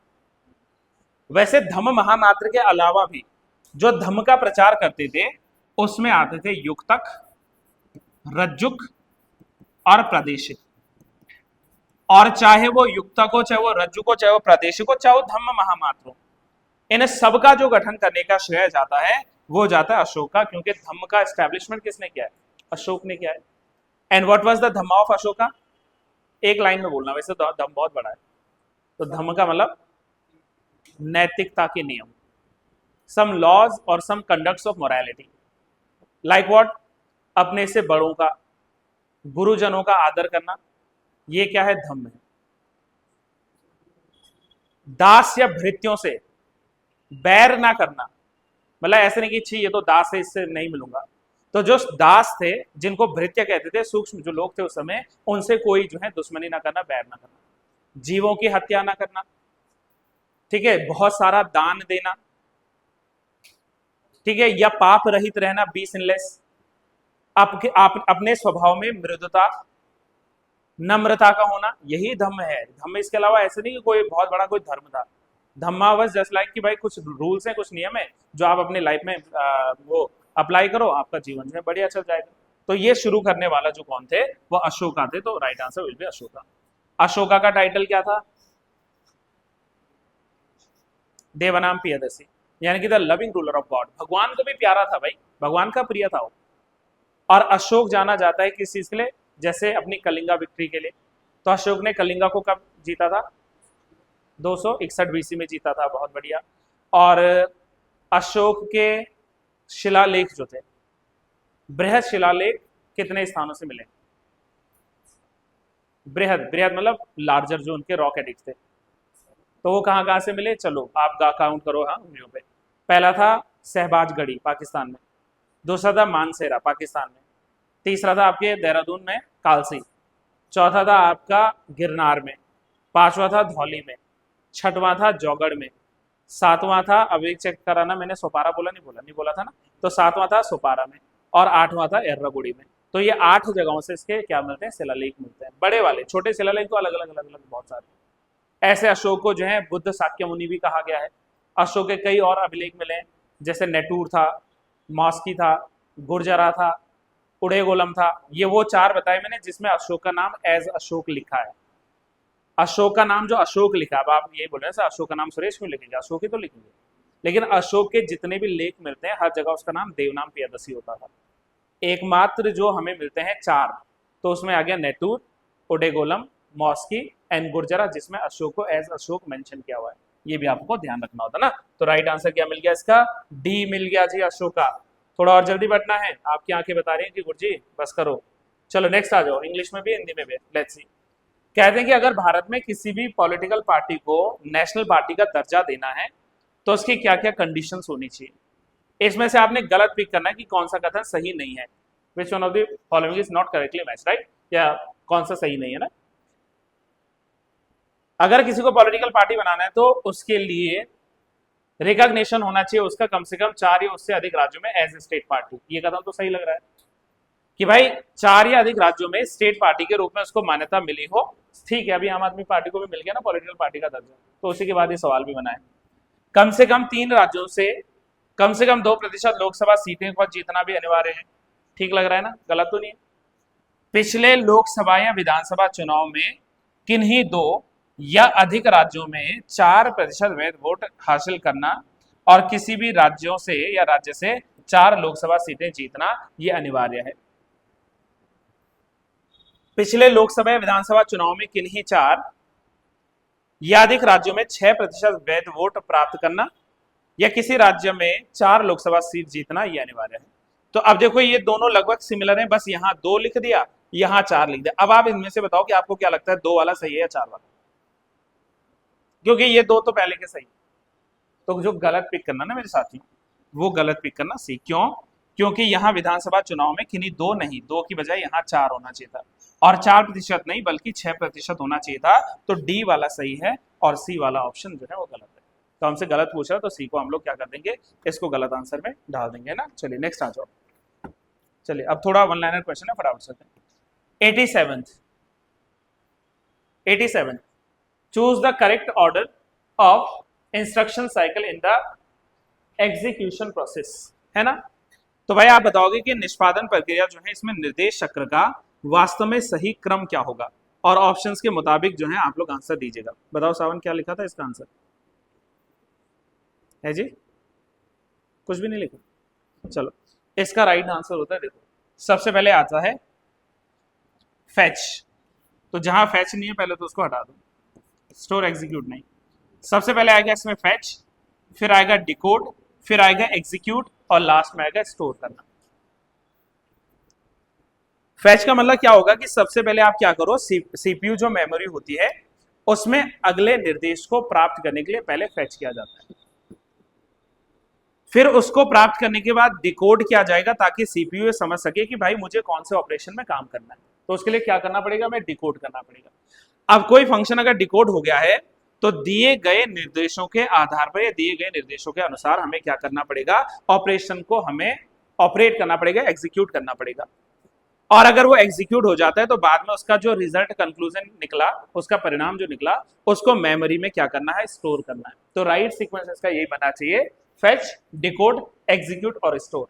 ठीक है, बढ़िया। ठीक है बेटा, कॉफी मंगाऊं, कुछ नींद आ रही है शायद। चलो, as per the new definition of implemented in July 2020 the definition of a micro enterprises is। जुलाई 2020 में लागू की गई नई परिभाषा के आधार पर सूक्ष्म उपक्रम की परिभाषा क्या होगी? पढ़ लो एक बार अच्छे से, या पढ़ लिया होगा कल पेपर दिया था। संयंत्र और मशीनरी में निवेश लगभग 50 लाख से शुरू होगा, 50 लाख तक सॉरी, और वार्षिक टर्नओवर जो है कम से कम 1 करोड़ से अधिक नहीं होना चाहिए। संयंत्र और मशीनरी में निवेश 75 लाख तक होगा, वार्षिक टर्नओवर 2 करोड़ से अधिक नहीं होना चाहिए। संयंत्र और मशीनरी में निवेश जो है 1 करोड़ तक अलाउड है, लेकिन वार्षिक टर्नओवर 5 करोड़ से अधिक नहीं होना चाहिए। संयंत्र और मशीनरी में निवेश 2 करोड़ तक है और जो है वार्षिक टर्नओवर 10 करोड़ से अधिक नहीं होना चाहिए। हिंदी नहीं समझ आए इंग्लिश में पढ़ लेना, और पढ़ने के बाद क्या सही आंसर टिक किया। क्या किया कल के पेपर में आंसर बोलो, सावन दिया होगा नहीं, क्या छोड़ दिया? चलो हाँ, ये भी अच्छा है, नहीं आता तो स्किप कर दो। तो राइट आंसर है इसका ऑप्शन नंबर ए। 50 लैक्स तक का आप क्या कर सकते हैं, उसमें मशीनरी में इन्वेस्टमेंट कर सकते हैं, या प्लांट जो आप लगा रहे हैं उसमें इन्वेस्टमेंट कर सकते हैं, और आपका जो टर्नओवर होगा वो जो है 1 करोड़ से ज्यादा का नहीं होना चाहिए। तो ये माइक्रो को जो है डिफाइन किया गया। तो आप लोगों ने सुना है ना, micro, small and medium enterprises, तो अलग अलग एंटरप्राइजेस होते हैं, है ना। पहले के टाइम में तो भाई खैर सरकार कॉटेज इंडस्ट्रीज को भी काफी प्रमोट कर रही थी, अब कर रही है नहीं कर रही, वो आप लोग जानोगे ना, देखोगे। तो राइट आंसर इसमें क्या आना चाहिए, ऑप्शन नंबर ए आना चाहिए। संयंत्र और मशीनरी में 50 लाख तक का निवेश हो सकता है, लेकिन आपका टर्नओवर जो आपकी कमाई है वो 1 करोड़ से अधिक नहीं होनी चाहिए, है ना। अच्छा कमाओगे तो कल को आपको हम नवरत्न महारत्न बना देंगे। चलिए खैर, जिस समय तीसरा पानीपत का युद्ध हुआ था तो उस समय कौन पेशवा थे? इजी है, इजी है इजी। चलो बताओ, तीनों चीज मैंने आपको बता रखी है। देखो फर्स्ट अगर हम बैटल की बात करेंगे पानीपत का, तो पहला बैटल विद डेट याद रखना होता है आपको, 21 अप्रैल 1526 को, और ये है बाबर और इब्राहिम लोधी की मध्य, है ना। नहीं याद कर रहे हो या बोर्डो की छोड़ो ना, आप ही बोलो। सेकंड जो बैटल हुआ था ये हुआ था 5 नवंबर 1556 को, and between Akbar and Hemchandra. और इस युद्ध में कहते हैं कि इससे पहले हेमू लगातार 21 बैटल जीत चुका था, 21 या 22 समथिंग कुछ, है ना। इस बैटल को जीत चुका था, और इसीलिए हेमचंद्र का नाम क्या था, विक्रमजीत या विक्रमादित्य था। कोई युद्ध नहीं आ रहा था इस युद्ध से पहले, और कहते हैं ये युद्ध भी लगभग जीत की कगार पे था, लेकिन सडन एक तीर आई, आंख पे लगी, है ना। बाकी शरीर के मतलब आर्मर रहा होगा उसका, बढ़िया ढंग से पैक्ड रहा होगा, लेकिन आंख में तीर लगी और घायल हो गया था। और उसके बाद जो है ऑब्वियस सी बात है भाई, एक आंख से या घायल व्यक्ति कैसे युद्ध लंबा खींच पाएगा, राइट। लेकिन देखो उसकी हार का कारण अगर सच बताऊं तो हेमू की जिद और लालच भी थी। हेमू ने आगरा को जीत लिया था अकबर से, लेकिन स्टिल जिद में था कि नहीं मैं दिल्ली तक घुस के जाऊंगा, दिल्ली को भी जीत के रहूंगा। तो जब वो एक एरिया मिल गया था तो थोड़ा शांत रहता, महीना 2 महीना प्लानिंग करता फिर, लेकिन वो जिद में था, ऐसा इतिहासकार लिखते हैं मेरे शब्द में। तो फिर वो आगे बढ़ता है, और आगे बढ़कर जब वो दिल्ली की ओर जाना चाहता है तो पानीपत के मैदान में युद्ध होता है, सामना होता है अकबर की सेना से। और अकबर की सेना को लीड कौन कर, अकबर तो अभी छोटा है ना, लीड कौन कर रहा था, बैरम खान। तो बैरम खान के नेतृत्व वाली सेना ने फिर जो है हेमचंद्र की सेना को हरा दिया था, है ना। तो ये हेमू के साथ दूसरा युद्ध था। अब जब हम थर्ड वॉर की बात करते हैं, थर्ड बैटल की बात करते हैं, तो इसका दिनांक क्या है, 12 को था या 14 को? 14 को था आई गेस ना, मैं कंफ्यूज हो रहा हूँ, 14 जनवरी को था, है ना, 12 मत लिख देना। तो ये जो होता है आपका, ये होता है 14 जनवरी वर्ष 1761 में। और इस समय जो युद्ध हुआ था, तो इस समय जो है युद्ध किस किस के बीच में था ये आप जानते हैं। एक आ रखा था संजय दत्त यानी कि अहमद शाह अब्दाली। अब ये मत कहना संजय दत्त जी का नाम अहमद शाह अब्दाली नहीं, एक पानीपत मूवी है ना, तो उसमें संजय दत्त ने रोल प्ले किया है अहमद शाह अब्दाली का। और दूसरी तरफ जो युद्ध हुआ था, अब मैं देखो अभी सेना नायकों के नाम लिख रहा हूँ, बाजीराव का नहीं, अच्छा बाजीराव बोल देना, ठीक है।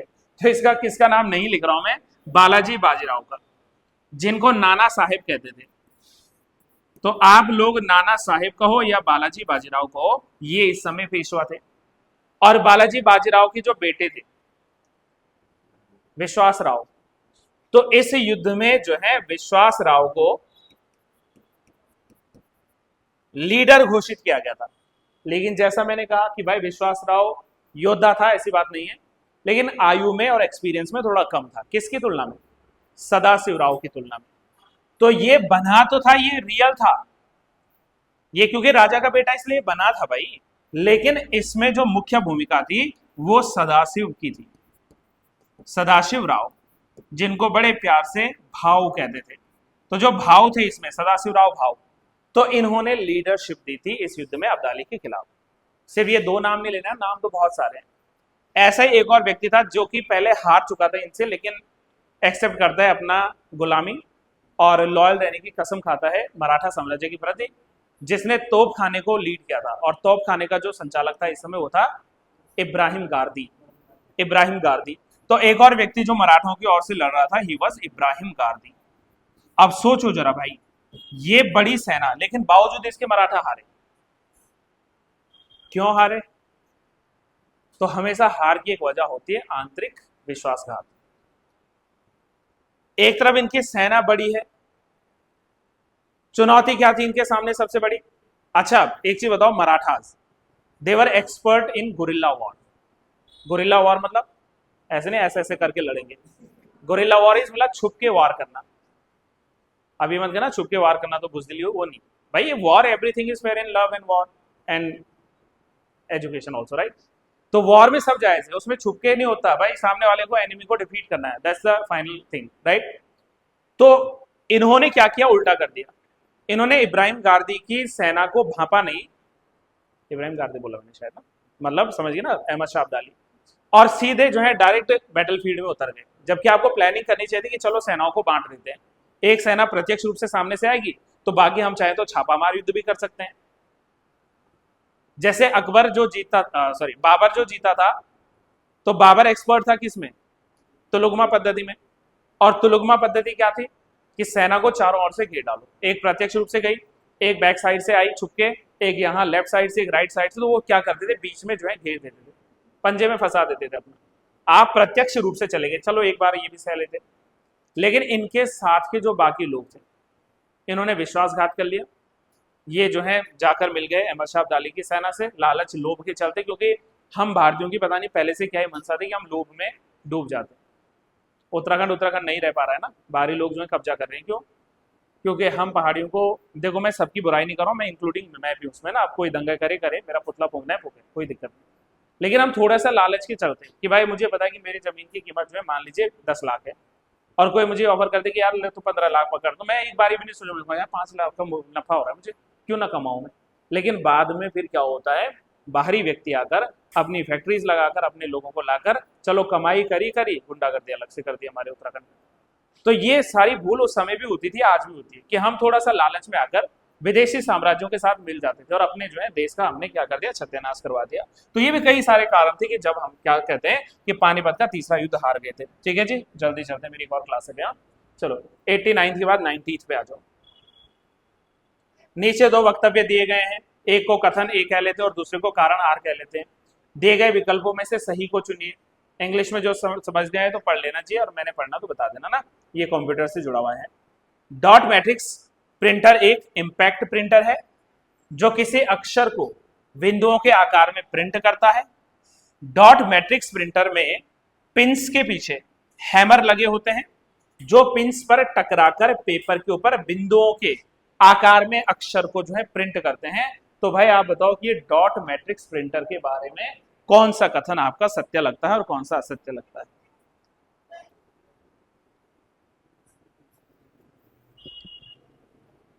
No idea? तो इसका दोनों सही।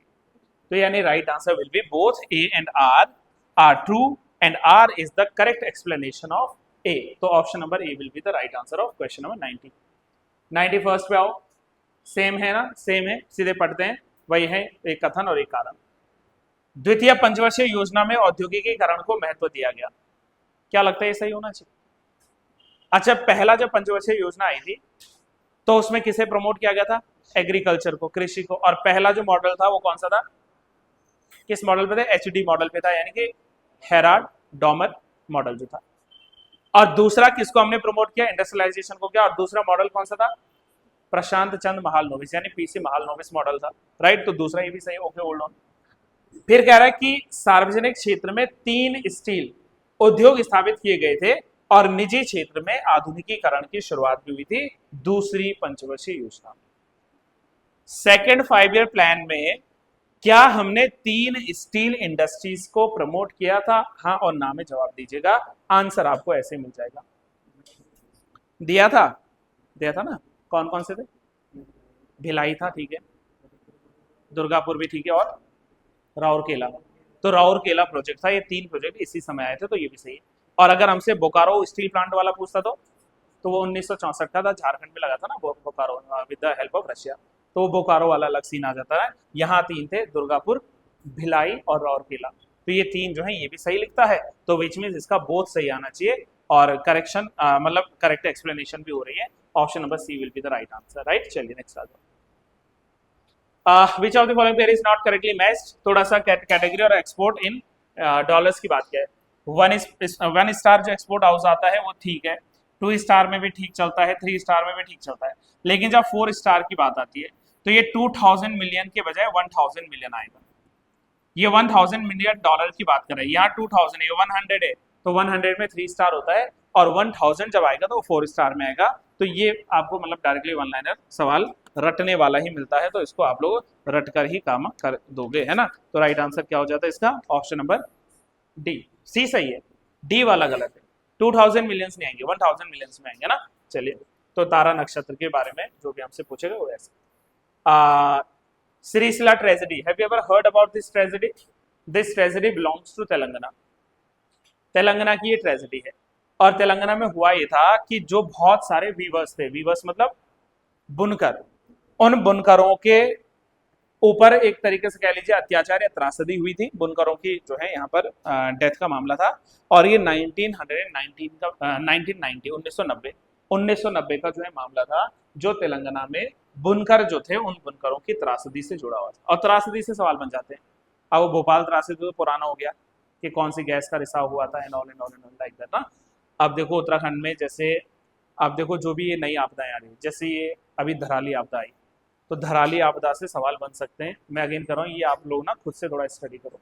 जैसे जब सिलक्यारा में हुआ था टनल वाला केस, तो वहां पर टनल से भी सवाल पूछा था, और उसके बाहर जो मंदिर बनाने के लिए जो चल रहा था वो भी पूछा, और जो एक्सपर्टी बुलाया गया था तो उस एक्सपर्टीज के बारे में भी पूछा था कि कौन बुलाया गया था, क्या बुलाया गया था। तो आपको ये जो है ना एक पैनी नजर रखनी पड़ेगी।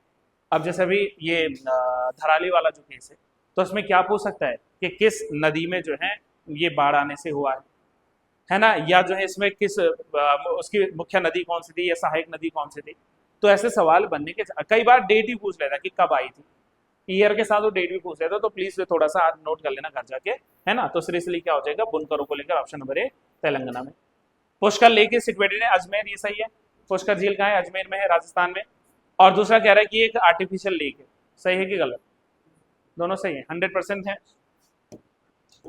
तो Pushkar lake is not an artificial lake, it is a natural lake. और नेचुरल लेक के रूप में भी ये कौन सी लेक है बताओ? क्रेटर है या कुछ और है? क्रेटर लेक है ना, और क्रेटर तो नेचुरली फॉर्म होता है। आप क्रेटर को कैसे बना सकते हो? क्रेटर समझते हैं? ज्वालामुखी विस्फोट हुआ, या तो इसके मुख पर बनती है, या तो कोई आकाशीय पिंड गिरा हो उसने खड्डा बना दिया उस पर बनते, जैसे महाराष्ट्र की लोनार लेक है। तो ऐसे ही हमारे पास में जो पुष्कर लेक है वो अपने आप में क्रेटर झील का उदाहरण है, और ये जो है आपकी नेचुरल लेक आएगी, न बल्कि आर्टिफिशियल। इस बात को आप लोग जो है जान लो। तो विच मींस इसके दोनों ही कथन सही होने हैं, तो बोथ 1 and 2 आर करेक्ट। कृत्रिम मत लिख लेना, आर्टिफिशियल नहीं है, ये आप समझ लीजिए। हाँ बस ठीक है। चलिए नेक्स्ट आ जाओ। निम्नलिखित में से कौन सा वेब ब्राउजर नहीं है? Which one of the following is not a web browser? Browser क्या नहीं? गूगल क्यों? क्योंकि गूगल तो सर्च इंजन है, तो गूगल जो है ब्राउजर नहीं कहोगे आप, क्यों? क्योंकि ये सर्च इंजन है। तो ऑप्शन नंबर क्या आ जाएगा इसका? राइट आंसर सी आ जाएगा। बाकी आप देखो ना, वेब ब्राउजर में मोजिला भी आता है, माइक्रोसॉफ्ट एज भी आएगा और क्रोम भी आएगा, लेकिन गूगल नहीं आएगा। ऑप्शन नंबर सी लिख रहे। मृदा स्वास्थ्य कार्ड के बारे में, ठीक है। तो मृदा स्वास्थ्य कार्ड का उद्देश्य सिंचाई के तहत कृषि क्षेत्र का विस्तार करना था, यस नो। मृदा स्वास्थ्य कार्ड का क्या संबंध है? इरिगेशन से होना चाहिए? नहीं होना चाहिए, तो ये लॉजिक भी काम नहीं कर रहा। मृदा स्वास्थ्य कार्ड योजना का उद्देश्य सिंचाई के तहत कृषि क्षेत्र का विस्तार करना था, ऐसा कहीं भी नहीं लिखा हुआ है मेरे ख्याल से। कथन एक तो गलत है, लेकिन मृदा स्वास्थ्य कार्ड योजना का उद्देश्य कृषि भूमि पर उर्वरकों के अत्यधिक उपयोग को रोकना था, ये सही हो सकता है। हर किसान को जो है एक क्या देंगे? सॉइल हेल्थ कार्ड देंगे। सॉइल हेल्थ कार्ड स्कीम की शुरुआत कब हुई थी? 15 में, 19 फरवरी 2015 को जो मृदा स्वास्थ्य कार्ड योजना है इसको स्टार्ट कर लिया गया था, और इसके ऑप्शंस के मुताबिक चलें तो only 2 will be the right answer. तो केवल 2 जो है इसका सही जवाब आप लोगों को लिखना है, केवल 2। गांधी जी द्वारा लॉर्ड चैमस्फोर्ड को दिए गए नोटिस की समाप्ति के बाद असहयोग आंदोलन औपचारिक रूप से शुरू किया गया था। क्या इसका कारण यही था? कैसे? और क्या उन्होंने घोषणा, क्या मतलब पत्र लिखा था? पक्का कहीं आप इसको उससे तो नहीं जोड़ रहे हो, सविनय अवज्ञा आंदोलन से? क्योंकि जो 12 सूत्रीय, सॉरी 11 सूत्रीय जो प्रोग्राम था गांधी जी का, तो वहां था। देखो, जो यहां पर महात्मा गांधी ने शुरू किया था असहयोग आंदोलन, तो इसके पीछे की जो मूल वजह थी उसमें दो बड़ी घटनाएं थी। एक तो जलियांवाला बाग मैसेकर था, और दूसरा इस समय खिलाफत आंदोलन था। दूसरा इसमें क्या था? खिलाफत आंदोलन था। ये वो दो बड़ी घटनाएं थी जिसकी वजह से महात्मा गांधी को लगा कि असहयोग करना चाहिए। इसमें भी खिलाफत का ज्यादा रोल है। अब लिखता है कि गांधी जी ने लॉर्ड चैमस्फोर्ड को दिए गए नोटिस की समाप्ति के बाद असहयोग आंदोलन औपचारिक रूप से शुरू किया था। तो भाई मुझे तो नहीं लगता ये सही कथन होना चाहिए। कंफर्म्ड आयोग ने इसके दोनों आंसर दिए 100%। हाँ जी, होंगे नहीं होंगे में काम नहीं चलेगा, है में। क्योंकि देखो मैंने जो बुक्स पढ़ी हैं उसमें तो ऐसा ऐसा कहीं लिखा नहीं, पर ऐसा भी नहीं है ना कि जो चीज मैंने पढ़ी वो हमेशा सही हो। कई बार होते हैं कुछ लूप होल्स निकल आते हैं कहीं ना कहीं से, है ना। तो मैं पहले पे तो भाई श्योरिटी नहीं दे रहा हूँ अपने, है ना, क्वेश्चन मार्क कर दे रहा हूँ। लेकिन दूसरा जो है कि असहयोग आंदोलन का प्रारंभ करने के दिन लोकमान्य तिलक जी की मृत्यु हुई थी। कैसे भूल गए हम लोग? 1 अगस्त 1920, इसी दिन तो शुरू हुआ था। तो इसी दिन जो है तिलक जी की डेथ हुई थी। तो दूसरा कथन तो पूरा पूरा सही है ना। तो इसमें से स्टेटमेंट में टू तो एब्सोल्युटली करेक्ट है। तो जहां टू फॉल है पहले तो वो हटा दें, टू फॉल है ना, बोथ आर फॉल्स, ये भी नहीं हो सकता। या तो इसका आंसर सिर्फ बी होना चाहिए कि सिर्फ दो सही है, पहला गलत है, या फिर एक और दो दोनों ही सही है। क्या आंसर दिया है इसका आंसर आयोग ने? है दोनों दिए? श्योर बताना भाई मुझे, क्योंकि मुझे पहले पे तो नहीं लगता है। खैर फिलहाल चलो मैं थोड़ा सावन के साथ चले जाता हूँ, कई बार स्टूडेंट्स के साथ भी जाना चाहिए। तो अगर आप इसके दोनों सही कह रहे हैं तो हो सकता है, लेकिन स्टिल 50-50 में रखना है इसको, रीचेक कर लेना। अगर मैं लिखता आयोग में पेपर तो शायद मैं इसका आंसर 2 लिखता ना, तो तब मैं आंसर बी लिखता। तो कुछ क्वेश्चन ऐसे होते हैं जो डाउटफुल रहते हैं, उसको रीचेक करवा दीजिएगा, कर लीजिएगा। एक तरफ नदियां हैं, दूसरी तरफ उनके क्या है? जगह है। श्योर बताओ कि कौन सी नदी का है। जैसे मैं श्योर बताऊं तो इरावदी नदी बहती है म्यांमार में, है ना, इरावदी म्यांमार में, यानी कि सी का 4 होना चाहिए। और सी का 4 या तो ए में है या तो डी में है। वांगशी नदी जो है नाम से क्लियर हो रहा है, वांगशी इज रिलेटिंग चाइना, तो ये चाइना में है ना। फिर जो है मिनाम रिवर, तो मिनाम रिवर कहाँ है? थाईलैंड में है, यानी कि 2 के बाद 1 होना चाहिए। और शतल अरब जो है तो वो कहाँ है? इराक में है, यानी कि राइट आंसर इसका बन रहा है 2, 1, 4 और 3। इरावदी नदी इंपॉर्टेंट भी है ना। म्यांमार में जो है अधिकतर एरिया को ड्रेन करती है इरावदी, और इंपॉर्टेंट रिवर्स के रूप में शामिल होती है। ये वाला सवाल मिस टाइप लगता है मुझे, आयोग का भी था मिस टाइप, या हमारे टाइप इसने किया? ये हट गया था शायद क्वेश्चन, क्यों हटा था देखो। इसमें तो श्योर होना चाहिए आपकी स्टार्टअप 2016 का है, लेकिन 2016 के साथ न तो ऑप्शंस में मैच हो रहा है। अगर मैं स्टार्टअप इंडिया में बी का ए लिखता हूं तो यहाँ तो बी का ए कहीं है भी नहीं, समझ लो। तो स्टार्टअप इंडिया अगर हमसे पूछता है तो वो तो हमेशा एक ही होना चाहिए, मतलब 2016। और भारत में जो निर्माण कह रहा है, भारत में निर्माण मतलब मैन्युफैक्चरिंग इन इंडिया, जो अभी क्या है पहले तो ऑप्शन क्लियर नहीं हो रहा है कि ये पूछना क्या चाह रहा है। लेकिन अगर फिर भी हम लोग बोलें तो शायद ये मेक इन इंडिया की बात भी कर सकता होगा, शायद, हमें श्योर नहीं भारत में निर्माण और क्या हो सकता है। लेकिन अगर भारत में निर्माण को हम लेकर चलें तो डाउटफुल तो है, लेकिन मैं इसके साथ ऑप्शन 4 पे जाऊंगा। तो इसका आंसर मेरे हिसाब से तो ये बनना चाहिए 4, 1। अब बताओ कृषि निर्यात नीति कब की है? 2001 की है, 2019 की? 19 की है, तो यानी इसके बाद क्या बनना चाहिए? 3 बनना चाहिए। और राष्ट्रीय खनिज नीति की बात करेंगे तो ये 2001 पूछता है, यानी कि 2 बनना चाहिए। तो अगर ऑप्शंस में आपको 4, 1, 3, 2 नजर आते तो कर लो, लेकिन ऐसा तो कहीं ऑप्शंस में कहीं है भी नहीं, तो इसलिए मैंने कहा ये शायद डाउट हो सकता है। तो 4, 1, 3, 2 सही आ गया, 2, 3 आएगा। 4, 1, 2 और 3 भी आ सकता ना, राष्ट्रीय खनिज नीति 2001 में भी थी। तो इसलिए मैं कह रहा हूँ थोड़ा ऑप्शंस में भी गड़बड़ चल रहा है ना, ये ऑप्शंस में भी गड़बड़ चल रहा है, कुछ ना कुछ इसमें झोल झपाटा लग रहा है ना। तो स्टार्टअप हो गया आपका, सॉरी, भारत में निर्माण हो गया 4, स्टार्टअप हो गया 1, है ना। राष्ट्रीय खनिज नीति, न्यू वाली अगर हम बोलेंगे तो न्यू वाली तो 2019 की है। नई जो नीति है ना तो ये 2019 की है। और अगर पुरानी वाले पे चलते हैं तो फिर वो 2001 की भी है। तो इसका भाई ऑप्शंस भी गड़बड़ हो रहे हैं। इसके ये दोनों ऑप्शंस बन सकते हैं मेरे हिसाब से, 4 1 2 3 भी बन सकता है, और ये जो है 4 1 3 2 भी बन सकता है। तो इसलिए क्वेश्चन ही गलत है, इस क्वेश्चन को हटा दीजिएगा, है ना, इसको हटा दीजिएगा। और इसका आंसर अगर हमें जाना हो तो फिर हम लोग इसमें से कोई भी ऑप्शन दे नहीं पाएंगे। अंतिम जो सवाल था कि Unix is written in which language. हाँ जी, कृषि निर्यात 2001 का दिखा रहा है ना, मैं वही तो कह रहा हूँ, यानी कि सी का क्या होना चाहिए, 2 होना चाहिए। तो फिर इसके हिसाब से 4 1 2 और 3 सही आंसर बन जाता है। तो 4 1 2 3 तो वैसे भी कहीं पर है नहीं। तो लास्ट क्वेश्चन का बताओ, 100 का क्या सही आंसर आएगा। नहीं, सी ऑप्शन सही है, डॉट नेट। तो option number C will be the right answer, right. तो ये वाला पार्ट अभी मैं इतना ही रख रहा हूँ, क्योंकि इसमें आज के लिए इतना ही रखूंगा। इसका जो रीजनिंग वाला पार्ट है इसकी भी अभी आप लोगों को सॉल्व करवा के वाईटी पे अपडेट कर दिया जाएगा, राइट। चलिए।